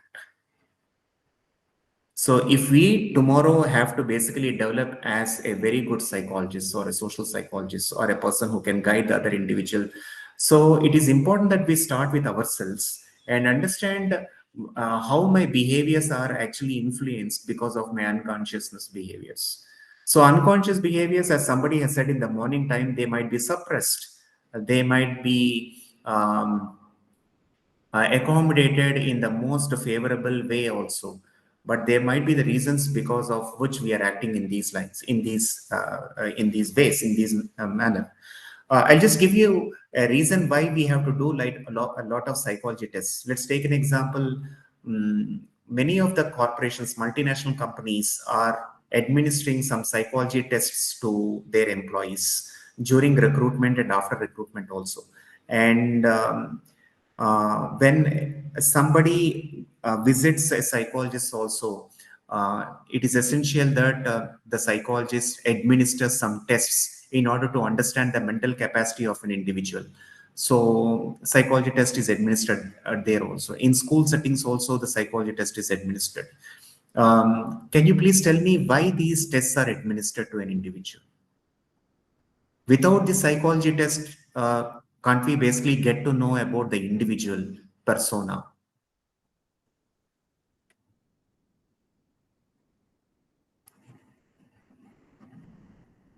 Can anybody answer this?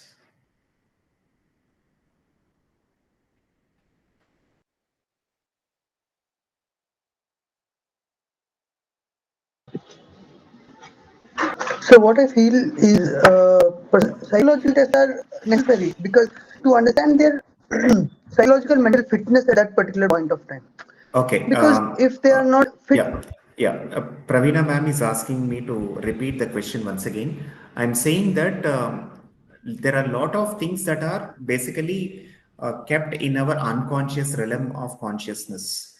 Okay. So Sigmund Freud says that whatever outside behaviors are happening in an individual, so the reason behind those outside behaviors are because of the unconscious aspects of the individual.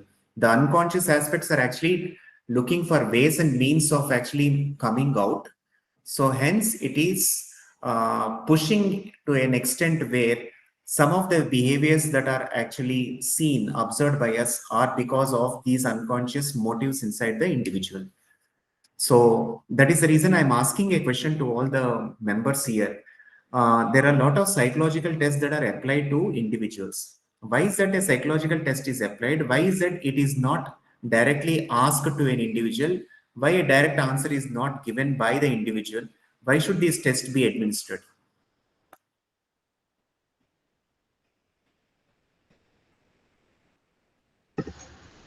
So as to keep them in the right position under the right guidance, so that because when they can understand that this is the psychological condition of this particular person, then what would happen is I can keep in such a team where he can grow, or under the guidance where the person who is much more matured or much more psychologically strong uh, for the company as well. So when they're including some person into the company, when they're allowing somebody from outside, so they would test that how well he is suitable to my company.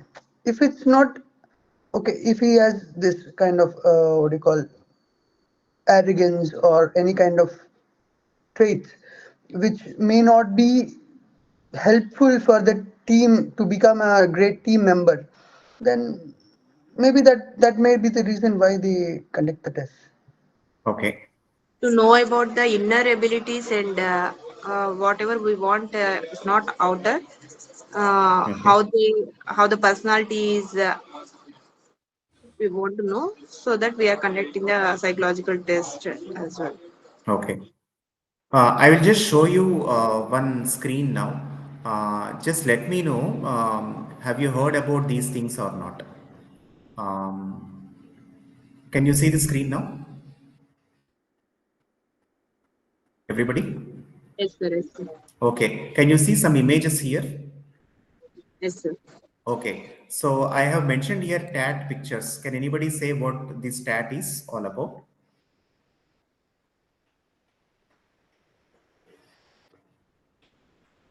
So TAT is the full form of TAT is thematic apperception test. TAT. Thematic apperception test. Yes.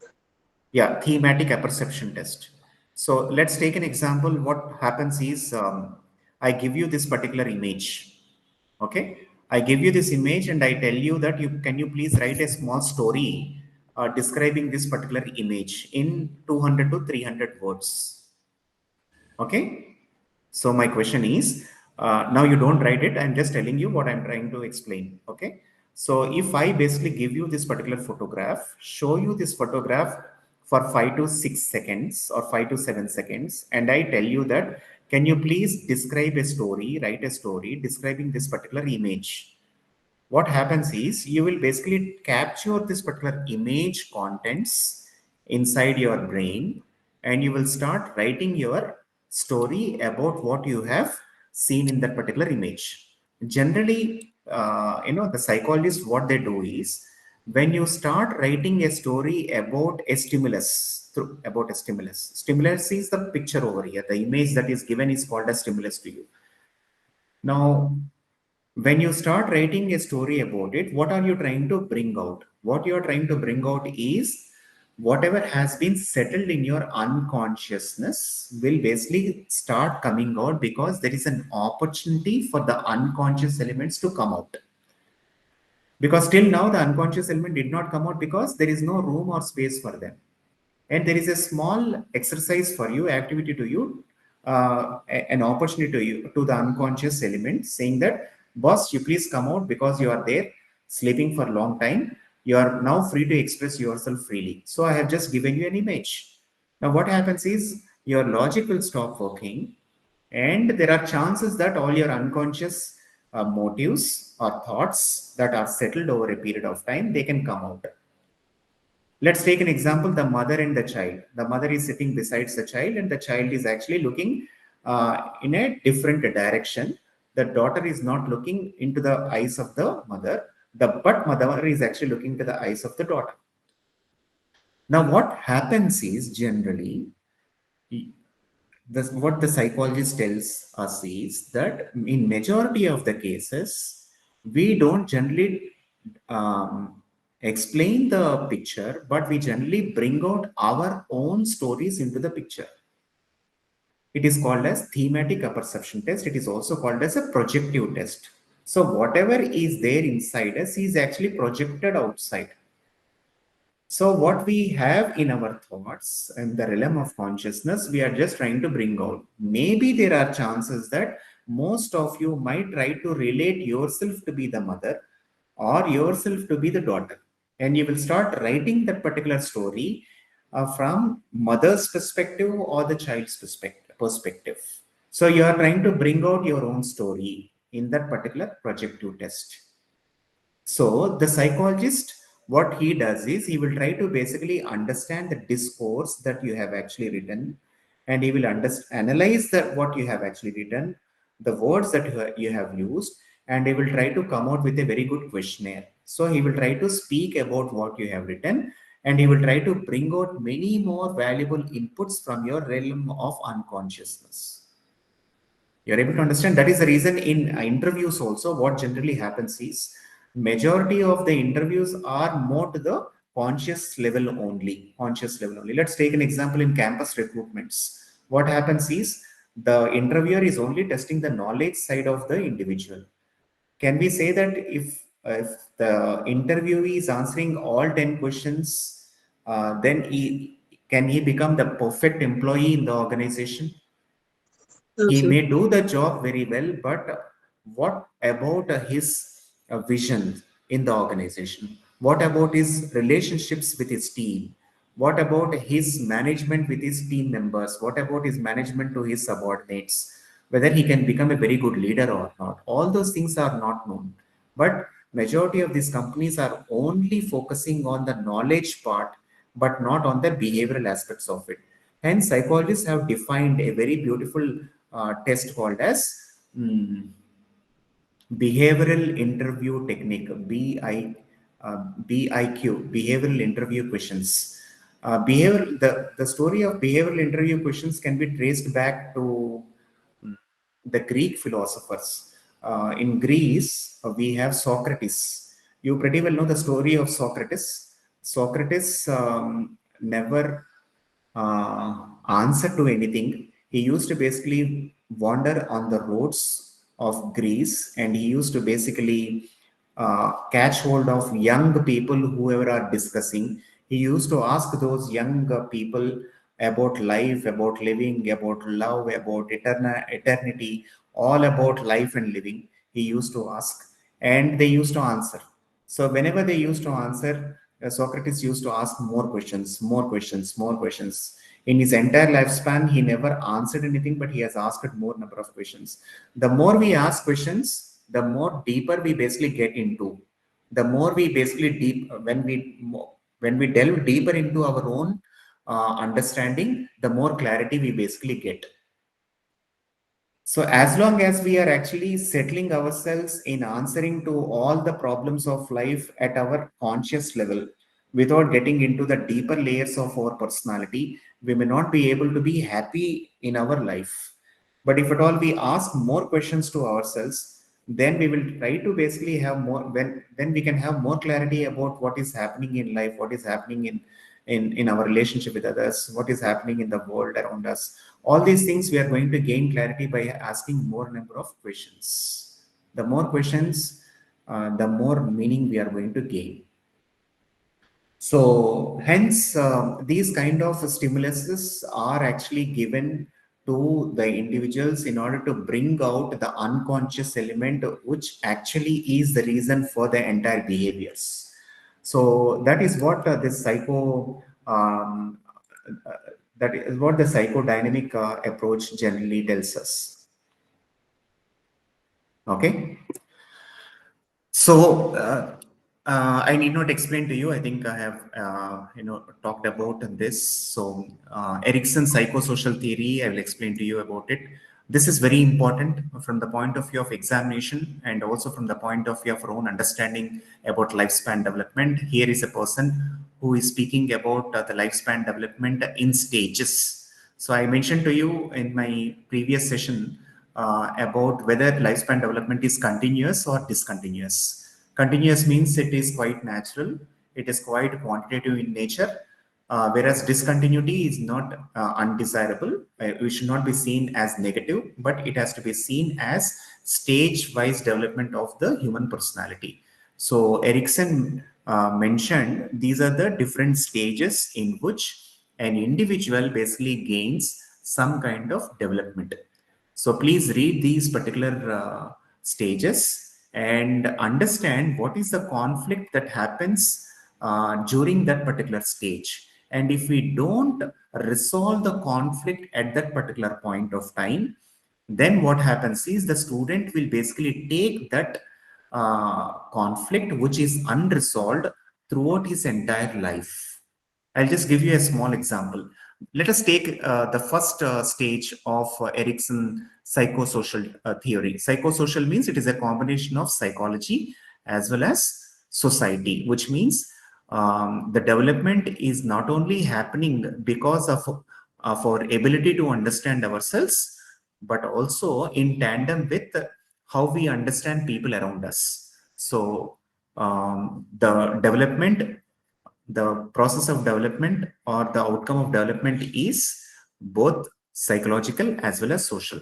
Let me explain to you an example of the first stage, infancy, birth to 18 months, trust versus mistrust, feeding. The mother generally feeds the child, okay, because that is the important source of energy to the child.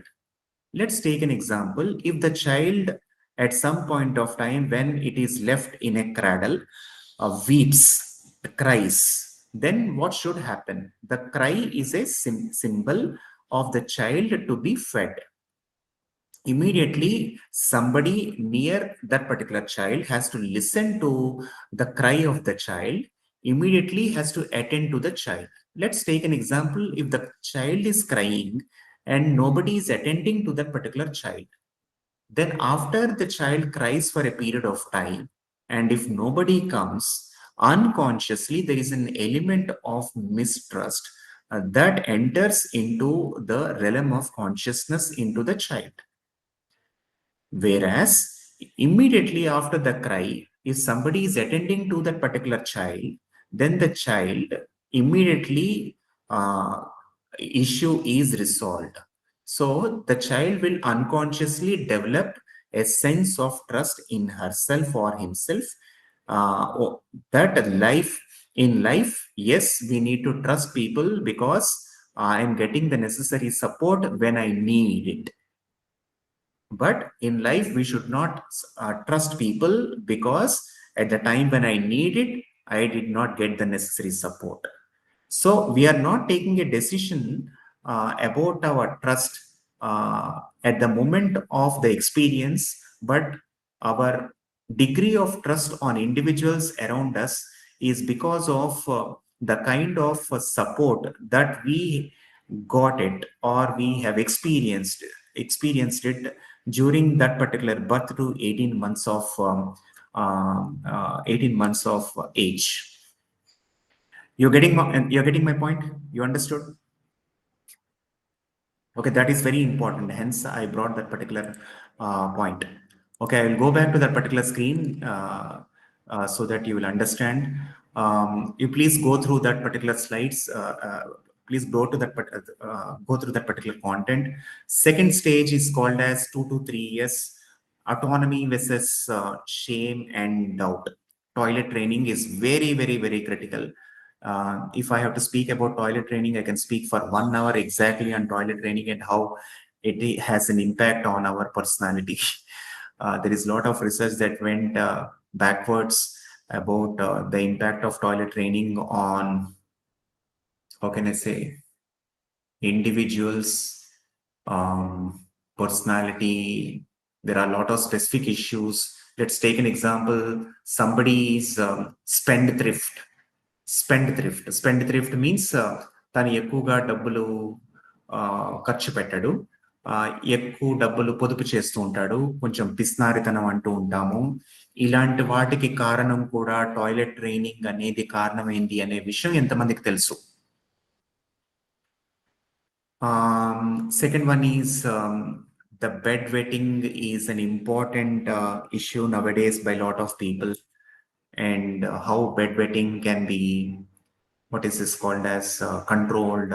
If that is not controlled at that particular point of time between 2 to 3 years, how is its impact on the child's development over a period of time? Let's take an example. There are a lot of students I pretty well know. There are a lot of counseling cases that I have received when a mother whose daughter is studying 10th standard, which means 15 years, she's staying in hostel and then she's bedwetting. So this is a major issue. So the students' self-confidence levels are at the rock bottom because of bedwetting issue. And lot of children, friends around her complains, and that is only because of the kind of support system that was not taken care at that period of time, 2 to 3 years. So here, if you see that children need to develop a sense of personal control over physical skills and a sense of independence. Success leads to feelings of autonomy. Failure results in feelings of shame and doubt. So this inferiority complex that people have generated over a period of time may be attributed, please underline the word, may be attributed to the early childhood toilet training that should have happened between second and third year, 2 to 3 years. It might be quite interesting, surprising to many, but the research says, Erickson says, that whatever right now we are experiencing in individuals can be attributed to whether the autonomy is there in individuals to express their opinions freely, or the failure is because of shame and doubt. The inferiority complex is all because of this autonomy versus shame and doubt that could not be regulated or could not be resolved during early childhood time. This is quite interesting. I received a case about bedwetting, and I just gave a small kind of suggestion. Generally, the suggestion generally works out like this. When there is a case of bedwetting, it is naturally suggested that if the individual is sleeping at 9 o'clock or 10 o'clock, after sleep, after 1 hour exactly of sleep, the child has to be brought back to consciousness and to be led to the washroom. So because after 1 hour, the bowel movements get activated. There is a lot of dynamism in the bowel movements and it needs to be emptied. So 1 hour after sleep, it is suggested that they are actually brought back to consciousness and then directed towards washroom. In that way, if at all it is actually taken care, so the bedwetting may be controlled. But yeah, I'm not just giving as what is this called as a solution here. I'm not an expert here, and I should not speak all those things. Lakshmi ji, can you please mute? So I should not speak all those things, but I'm just trying to give an example about the second stage of lifespan development. So yes, anybody has a question? Yes, Lakshmi ji.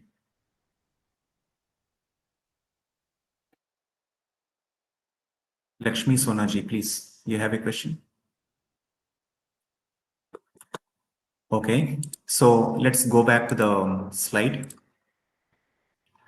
3 to 5 years, children, it is called as initiative versus guilt. The children need to begin asserting control and power over the environment.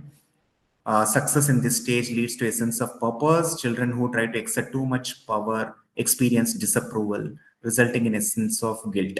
Initiative versus guilt. Children need to begin asserting control and power over the environment. So they should be left alone. I'll just give you an example on this. I'll just give you an example on this because in Gitam University, we have a concept called as Waldorf school. It's a noble school wherein when the children come to the school, they will not be taken or driven to the classes, direct classes. When they come to school, there is a prayer in order to basically build that particular moral element in them. And after that, they are asked to basically talk to themselves. They are asked to play to themselves. They will be led to a playground where they can basically experience all the joys in life in the playground. Because you pretty well know that people have a misperception, children have a misperception that if it is school means there is an order, there is a command, there is a demand, and we are not supposed to do whatever we want to do. So that freedom is actually curtailed. So this Waldorf school or some schools which have this kind of creative content in them, they generally ask students to basically behave in whatever way they want. Okay, under controlled conditions once again. So the creativity is nurtured. So the students will comfortable when they come to school. So when they get up in the morning time, they feel happy because once they go to school, they can happily play. So with that particular motive or intention, they generally approach the school. So once that particular freedom is given, slowly that freedom is channelized towards taking the student into the classroom and creating an environment where the student is expressing the same kind of autonomy as he is seen, observed in the play to the classroom activities. So that is how the freedom is channelized. So if that is not encouraged during that particular point of time, అంటే చిన్నప్పుడు ఆడుకుంటున్న సందర్భంలోని ఎక్కువ restrictions పెట్టడం వల్ల పెద్ద అయిన తర్వాత initiation అనేది తగ్గిపోయి చేసే పనుల మీద డౌట్స్, గిల్టీనెస్ ఇవన్నీ ఎక్కువయ్యే అవకాశాలు ఉంటాయనేసి ఎరిక్సన్ వారు తెలుపుచున్నారు.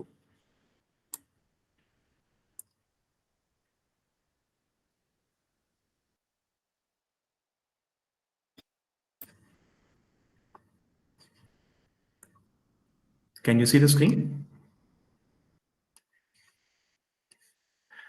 Yeah, and the school age 6 to 11 years. Can you see the screen, Andy? Yes, sir. Yes, sir. Yeah.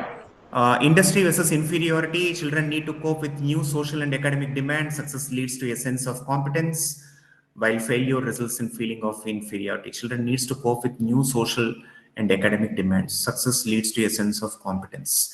ఇక్కడ మన చాలా ఇంపార్టెంట్ థింగ్ ఏంటి అంటే when we are talking about success leads to sense of competence where అనేది చాలా important. ఇక్కడే 6 to 11 చాలా crucial. Success leads to a sense of competence. మనిషిలోని కాంపిటెన్స్ యొక్క క్యాపబిలిటీస్ ఉన్నాయి లేదు అనే విషయం ఎలా తెలుస్తుంది అంటే అక్కడ అకాడమిక్ ఫెయిల్యూర్ అనేది ఉన్నది అంటే students have to identify it and then immediately they have to balance it with a hobby, because only academic failure say a student expose ayi unte, let's take an example, student is not so good in mathematics అని అనుకుందాం, and predominantly if at all maths tuitions ఏ పెట్టి maths environment create చేసి maths లోని ఎక్కువ foundation create చేద్దాం అనుకుంటున్న సందర్భంలోని we are trying to focus more on maths and the student is overexposed only on maths, and because of tension that prevails around maths, that may lead to an undesirable consequence. So ఒకవేళ కానీ స్టూడెంట్లోని ఏమైనా deficiencies మనం ఏమైనా observe చేయగలిగితే, then immediately we have to basically what is this called, compensated through hobbies or through some individual explorations, individual adventures, individual creative activities, so that ఒకవేళ కానీ ఒకవైపు కానీ if at all he is seeing a failure, he is able to basically come back to another area, another ecosystem where he is able to see success. In that way, success can be compensated, need not be compensated only on academic lines. It can also be compensated through non-academic initiatives also. So ఆ సందర్భంలో అలా మనం చేయడం వల్ల ఏంటవుతుంది అంటే, a student will have an idea of alternative courses of action. This is very important. Creativity ni manam develop cheyali anisante student loni we need to basically imbibe the alternative courses of action. Let's take an example. I'll give you a small example. Exercise ne meeku istanu. Let's take an example. I am showing you this mobile phone, or I am showing you this water bottle. You pretty well know this water bottle is basically meant to store water and consume water whenever we feel thirsty. Exactly. Agree or disagree, or agree to disagree like lawyers? Okay, so you agree with me saying that water bottle is basically meant to store water and then to quench our thirst whenever we have difficulty in having water. Got it? So my question to all of you is, what are the alternative uses of this water bottle other than for storing and drinking purpose? As a flower vase. Please come again. Vase. We can use like a vase, and we can plant. Very good. Perfect. So one way of using this alternative is to basically see it as a vase. So we will open this particular top notch, and then we can basically put some water in it, and then we can have this money plants inside it. That is one. Second one. What is the second one? This can be seen as a paperweight also, so that the paper will not basically lose its ground. So there is enough of strength on the paper so that the paper will be there. 2. This can also be seen as a decorative item. So like that, if at all I give you an opportunity, you'll come at least 20 ways of not using it for actual reasons. Okay, we can use it for alternative purposes. So if we are able to basically develop this kind of alternative mechanism into the child's mind, then what happens is, when they grow older, when they see some problems, experience some problems, they will immediately go for alternatives. Those alternatives are highly responsible for the student to get into a different thought process. They need not, or they will not stay in the same thought process to solve the same problem, but the problem can be solved from different perspectives. So the out of box thinking that we generally hear in academia as well as in industry is only possible if at all we are giving the child enough of chances for them to bring out their autonomy or initiation in not just in academic success, but if there is academic failure, but we have to give enough of opportunities for the student to get success in the activities that the student, he or she, is interested in. So that is the reason hobbies are something which needs to be inculcated, imbibed in an individual. The more the number of hobbies are there in an individual, the more a student is exposed to a hobby, the better chances for the student he or she will have in their life. The meaning will be there. Let's take an example. I quarrel with my family members today. Okay, if I quarrel, so I am spoiling my mind and spoiling the mind of my family members also. What is the alternative for me? What should I do now? If I do not have a hobby, what happens is, I will continue the same kind of sad situation within me, without me also. So that should never happen. So if there is some kind of conflict that arises in the family, It is important that I don't lose my energy towards undesirable consequences. It is better that I use this particular energy towards more constructive mechanisms by entering into that particular hobby. So that hobby will not basically argue with me. The hobby does not have any ego with me, whereas I may have an ego. I may argue with the hobby, but finally I'll be inclined with that hobby and I'll be pursuing that hobby in such a way that I come out from that hobby successfully. So in the process of in doing that, what happens is all my energy, which is actually fluctuating, which is very, very dynamic, that rajas, which is in me, will basically settle over a period of time, and then it will basically derive its own equilibrium, so that I have managed my anger, I have managed the conflict in such a way that it has not affected my family members undesirably. So that's how it has to be understood. So in the same way, we have this identity versus role confusion, social relationships. Teens needs to develop a sense of self and personal identity. Success leads to an ability to stay true to yourself, while failure leads to role confusion and a weak sense of self. Teens need to develop a sense of self and personal identity. You remember majority of the adolescents that we generally see in our everyday life.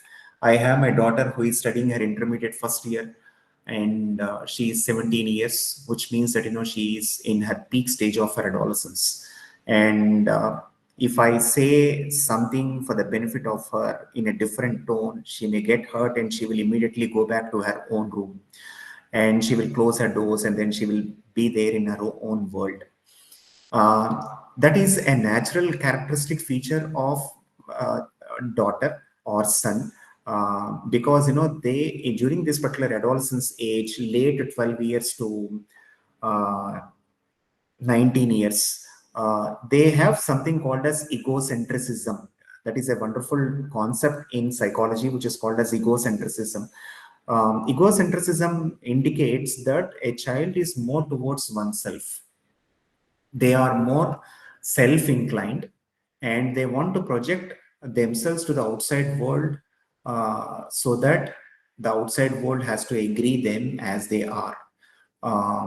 In that way, they may be wrong in their self-analysis, but it is quite natural to them, because they don't want to wrongly place in front of others. Their self-esteem has to be protected by themselves, and others, they also believe that other people also provide self-respect to them. So in that way, the egocentrism is there vis-a-vis to others. So that is the reason it is quite natural, and we have to explain to them when they become normal. It is necessary for us to basically explain to them in the way they understand.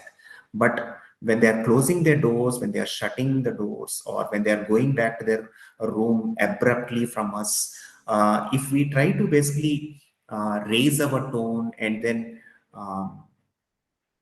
disagree with the kind of behavior they have shown at that particular moment, that will add more to the existing problem. So it is quite natural for them to behave like that. So we have to accept that, and then when things settle down, we have to have a very good discussion of in the way they understand. Yeah.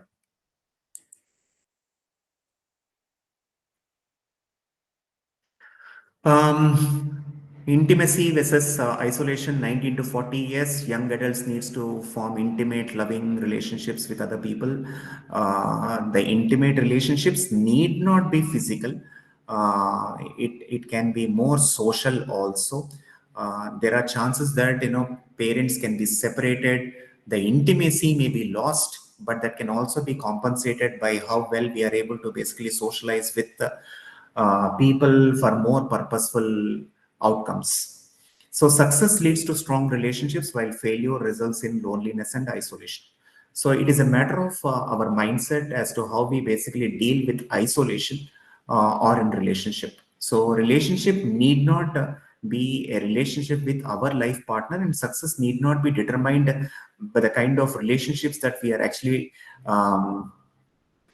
we are managing with our life partners or near and dear ones. But if at all we have undesirable relationship with people in our own family, and if there is any separation also, that need not result in unsuccessful relationships, or that need not be a factor for us to basically identify ourselves as unsuccessful people. But if in spite of separation, how well we are actually focusing ourselves to associate with NGOs, associate with the organizations where we can be part of a larger gathering, larger ecosystem for managing ourselves, and then managing the society where we are actually part of. So society success need not be relating to success within our own family system. In some cases, when we are unable to basically manage our relationship with family, how well we are able to basically manage our life with others is also very important. And generativity versus stagnation, this is very important. 40 to 65 middle age career crisis is always there. How we are looking progressively in our life, each and every decision that we take in our life should lead to the next change, next positive change in our life, in our family members. Only then we can be more progressive in our thoughts. There are chances that whatever is happening between at the age of 40, 45, 50, it might not be very good to us. But at least if at all we are able to manage our own present situation, not to basically underspoil it or undervalue it, degrade our position, but if at all we try to make our position much more progressive in our thoughts, we may not be able to be super good at that particular point of time when things are very bad to us, but we should not degrade our situation so that we may not be able to grow ourselves in a progressive way. So generativity versus stagnation is very, very important, because that has a lasting impact on maturity, 65 to death, ego integrity versus despair. Because after a span of time, after 58 years or 60 years, when we have retired, we should have enough of our memories to spend our life happily. Otherwise, at 40 years, if at all we are not forward looking, and if at all we only think of what has happened in our life, all the negative aspects that have happened in our life, if we are carrying our life with all negative attitudes from 40 years onwards, that life is successful for others, not for me, then after 58 years, when there is no work for us, we have to live our life with a lot of guiltiness. So it is essential that we reflect on our life, reflect on the better aspects that we have accomplished, rather than on those aspects where we have failed. So this is Erickson's psychosocial theory, which is very, very famous. It is not just important for us to write something on that in the examinations, but it is essential that we carry it forward in our life as a means to reflect in which stage we are, in which stage our family members are, and how do we basically support our family members at that particular age which is required, and how we can basically take it forward. So there are a lot of learning theories, classical conditioning theory. I think some of you know classical conditioning theory, Ivan Pavlov, and operant conditioning theory by B.F. Skinner. So, and what is this B.F. Skinner said about learning? He says that the consequence of a behavior determine whether it will be repeated or not. So he mentioned positive or negative reinforcement increases the chance that a behavior will be repeated. Positive does not mean good, negative does not mean bad here. That is very important. It is important that we understand the word reinforcement over there rather than see it as good or bad. So punishment decreases the chance that a behavior will be repeated. So majority of the actions that organizations are taking, the government are taking, is based on operating conditioning only, and some of which is also addressed through classical conditioning also. Social learning theories. So how we generally learn by looking to others, by imitating others, by modeling and all that. So cognitive development theory is actually given. 3 approaches are there. So I was talking about information processing theory there. So there is a lot of substance here that needs to be understood. They all can be understood easily. The biggest difficulty from my end is the knowledge is so much. Unfortunately, the knowledge that I have is so much that I may not be able to basically devote equal time for all the concepts. So if I start, I may be stuck up at that particular point because, there is a lot of substance inside me which I would like to speak, and that will basically hinder me to basically advance to the other topics. So hence I said for toilet training, I can take 1 hour time. Um, so that is my limitation. That is my weakness. I'm working on it. Someday, sometime I will be successful. So nevertheless, my dear members of this August gathering, you can basically take my email address from IGNOU Regional Center. They have my email address. They can share with you my contact number also. So you can basically WhatsApp me or email me your doubts, queries with respect to lifespan psychology. It is not that this particular course is completed with this particular session. 3 to 4 hours, it is very difficult to complete the entire course. But as you read the text and if you are stuck up anywhere, don't feel bad. I am still there offline. And for the sake of IGNOU Regional Center, the kind of association that I have developed with IGNOU Regional Center, I am unconditional to offer my support to all the learners gathered here. How much ever I know, to that extent only I can share. If I don't know, I will learn and I can share with you. Or if it is outside my realm of understanding, I can guide you in such a way that you will understand it by yourself. So this is just a minuscule understanding of lifespan psychology. We have not completed the first chapter also, but at least instead of actually running through all the pages, running through all the slides, and without having an understanding of where it is actually moving, where it is shaping to, it is better that we understand at least small part of it in a complete way, so that we will have a sense of fulfillment as to what we have learned by the end of the day. So goal is not to complete the entire syllabus, but goal is to give you an indication that IGNOU Regional Center is with you. They can always facilitate counseling sessions online and offline, and the learners and the trainers or the speakers are plenty. You can always connect with them through online resources. I would be very happy if at all somebody is interacting with me via WhatsApp. I'm not interested generally on phone calls. I don't generally like phone calls, but I would be very happy if at all I can interact with you via emails and WhatsApp messages. I think the time is 1:25. You'll all be ready for your lunch time. So anything anybody wants to speak, you're free to speak for the next 5 minutes so that we can conclude this. Sir, thank you so much, sir. Can you share with us any important topics from lifespan development in according to? My best suggestion is I have gone through the papers, last 5 papers, and majority of the questions are repetitive in nature.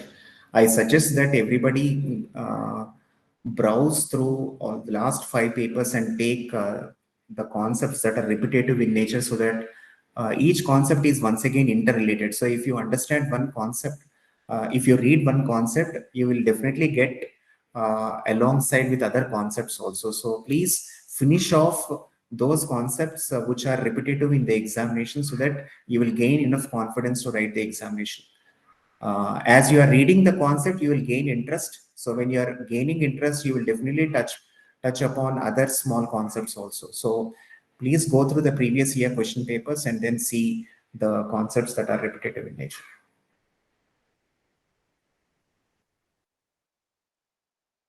Okay, thank you, sir. Yeah. Anything else? Sir, please do share PPT, sir, which you have presented now. Yeah, I will share the PPT, but that is not the end all for all. So that is only a small In Telugu, we call it as Vanka. So just to interact with you, I've just prepared something. So I don't mind to share the PPT. I will share it with regional center. They will be sharing it with you in your WhatsApp groups if at all you have any. So yes, definitely I'll share. But don't mind everybody. You are free to basically interact with me via email as well as WhatsApp to complete your preparation. So wherever you are stuck up, you can just WhatsApp me about the doubt. I will clarify it so that your preparation will be continuous.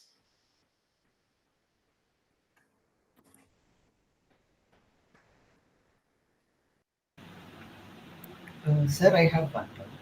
Yeah. When you're talking about the transactions, you're like talking something about the contingency table or something. Like you're okay, I'm okay, like that. Yeah. You're talking about a contingency type of table, right? Can you give me some more points on it? I didn't get that actual structure of the table. Where we should be actually in that. No, see, we are talking about interactive interpersonal interactions. When we are talking about interpersonal interactions, the interpersonal interactions will always be healthy as long as the interactions are at the same plane. So when the interactions are at the same plane, then the interactions can be observed or can be seen as healthy. But if the interactions are operating from two different levels, then there are chances that the interactions lead to undesirable consequences. So when two parental ego states are interacting with each other, it may lead to a healthy discussion. But if at all there is a conflict in interactions between parental ego state to adult ego state, parental to child, adult to parent, then there are chances that the interactions may differ, and then it may lead to undesirable consequences. I'm not saying we have to always be on the plain side, on the horizontal side of it, but it is essential that we understand the other person's opinions, positions, and then we generally take him along with us to the desired state of mind. Got it? So one more doubt. Sir, usually reading has been taught, writing has been taught. Can listening be taught? Listening can be taught. See, the good news is that except for diseases, everything else can be controlled. See, there are few things from genetics that we may not be able to control, the diseases factor and all that. We do not have any control except controlling our state of mind. But rest of the things can be controlled. See, listening can also be ingrained in individuals. So how it can be ingrained, to whom it has to be ingrained. Let's take an example. If elderly people are not listening, can we basically teach them how to listen to a younger generation? Again, it is basically it is a saying from the transaction analysis that I am okay, you are not okay. So so that is the reason we have to understand. William James said, in the context gives meaning. So if listening can listening be trained? Yes, listening can be trained, but between which audience to who is the target audience? Why do you think listening is not happening with the individual? Where is the problem? So there should be an understanding of it. So we cannot always be in a fact that I am okay but others are not okay. But it is essential that we should also understand that others are not okay because they are not okay. So hence I should also understand that others are not okay is quite natural. Natural. Correct. True. Perfect. So if all you have is a hammer, everything looks like a nail. So we should not always think that there is always a solution for everything. So we should always leave certain things on as problems also. In philosophy, in our philosophy, in Hindu philosophy, we were actually asked us not to come out with any solutions, but actually think of a question and then meditate on the question. Automatically the answer will come out. So we have to meditate on the problem to an extent where the problem will show us the solution. So if we are directly going into the solution, then we are not able to understand the problem in itself. problems. Correct. True, 100%. Yeah. So I am mentioning my email address here.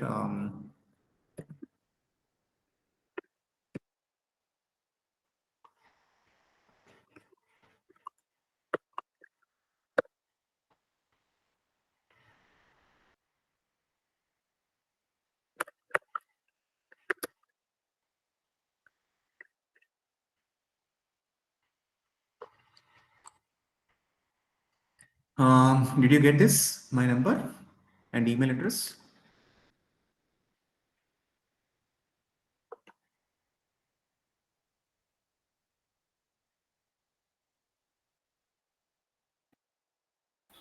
Got it, sir. Yeah.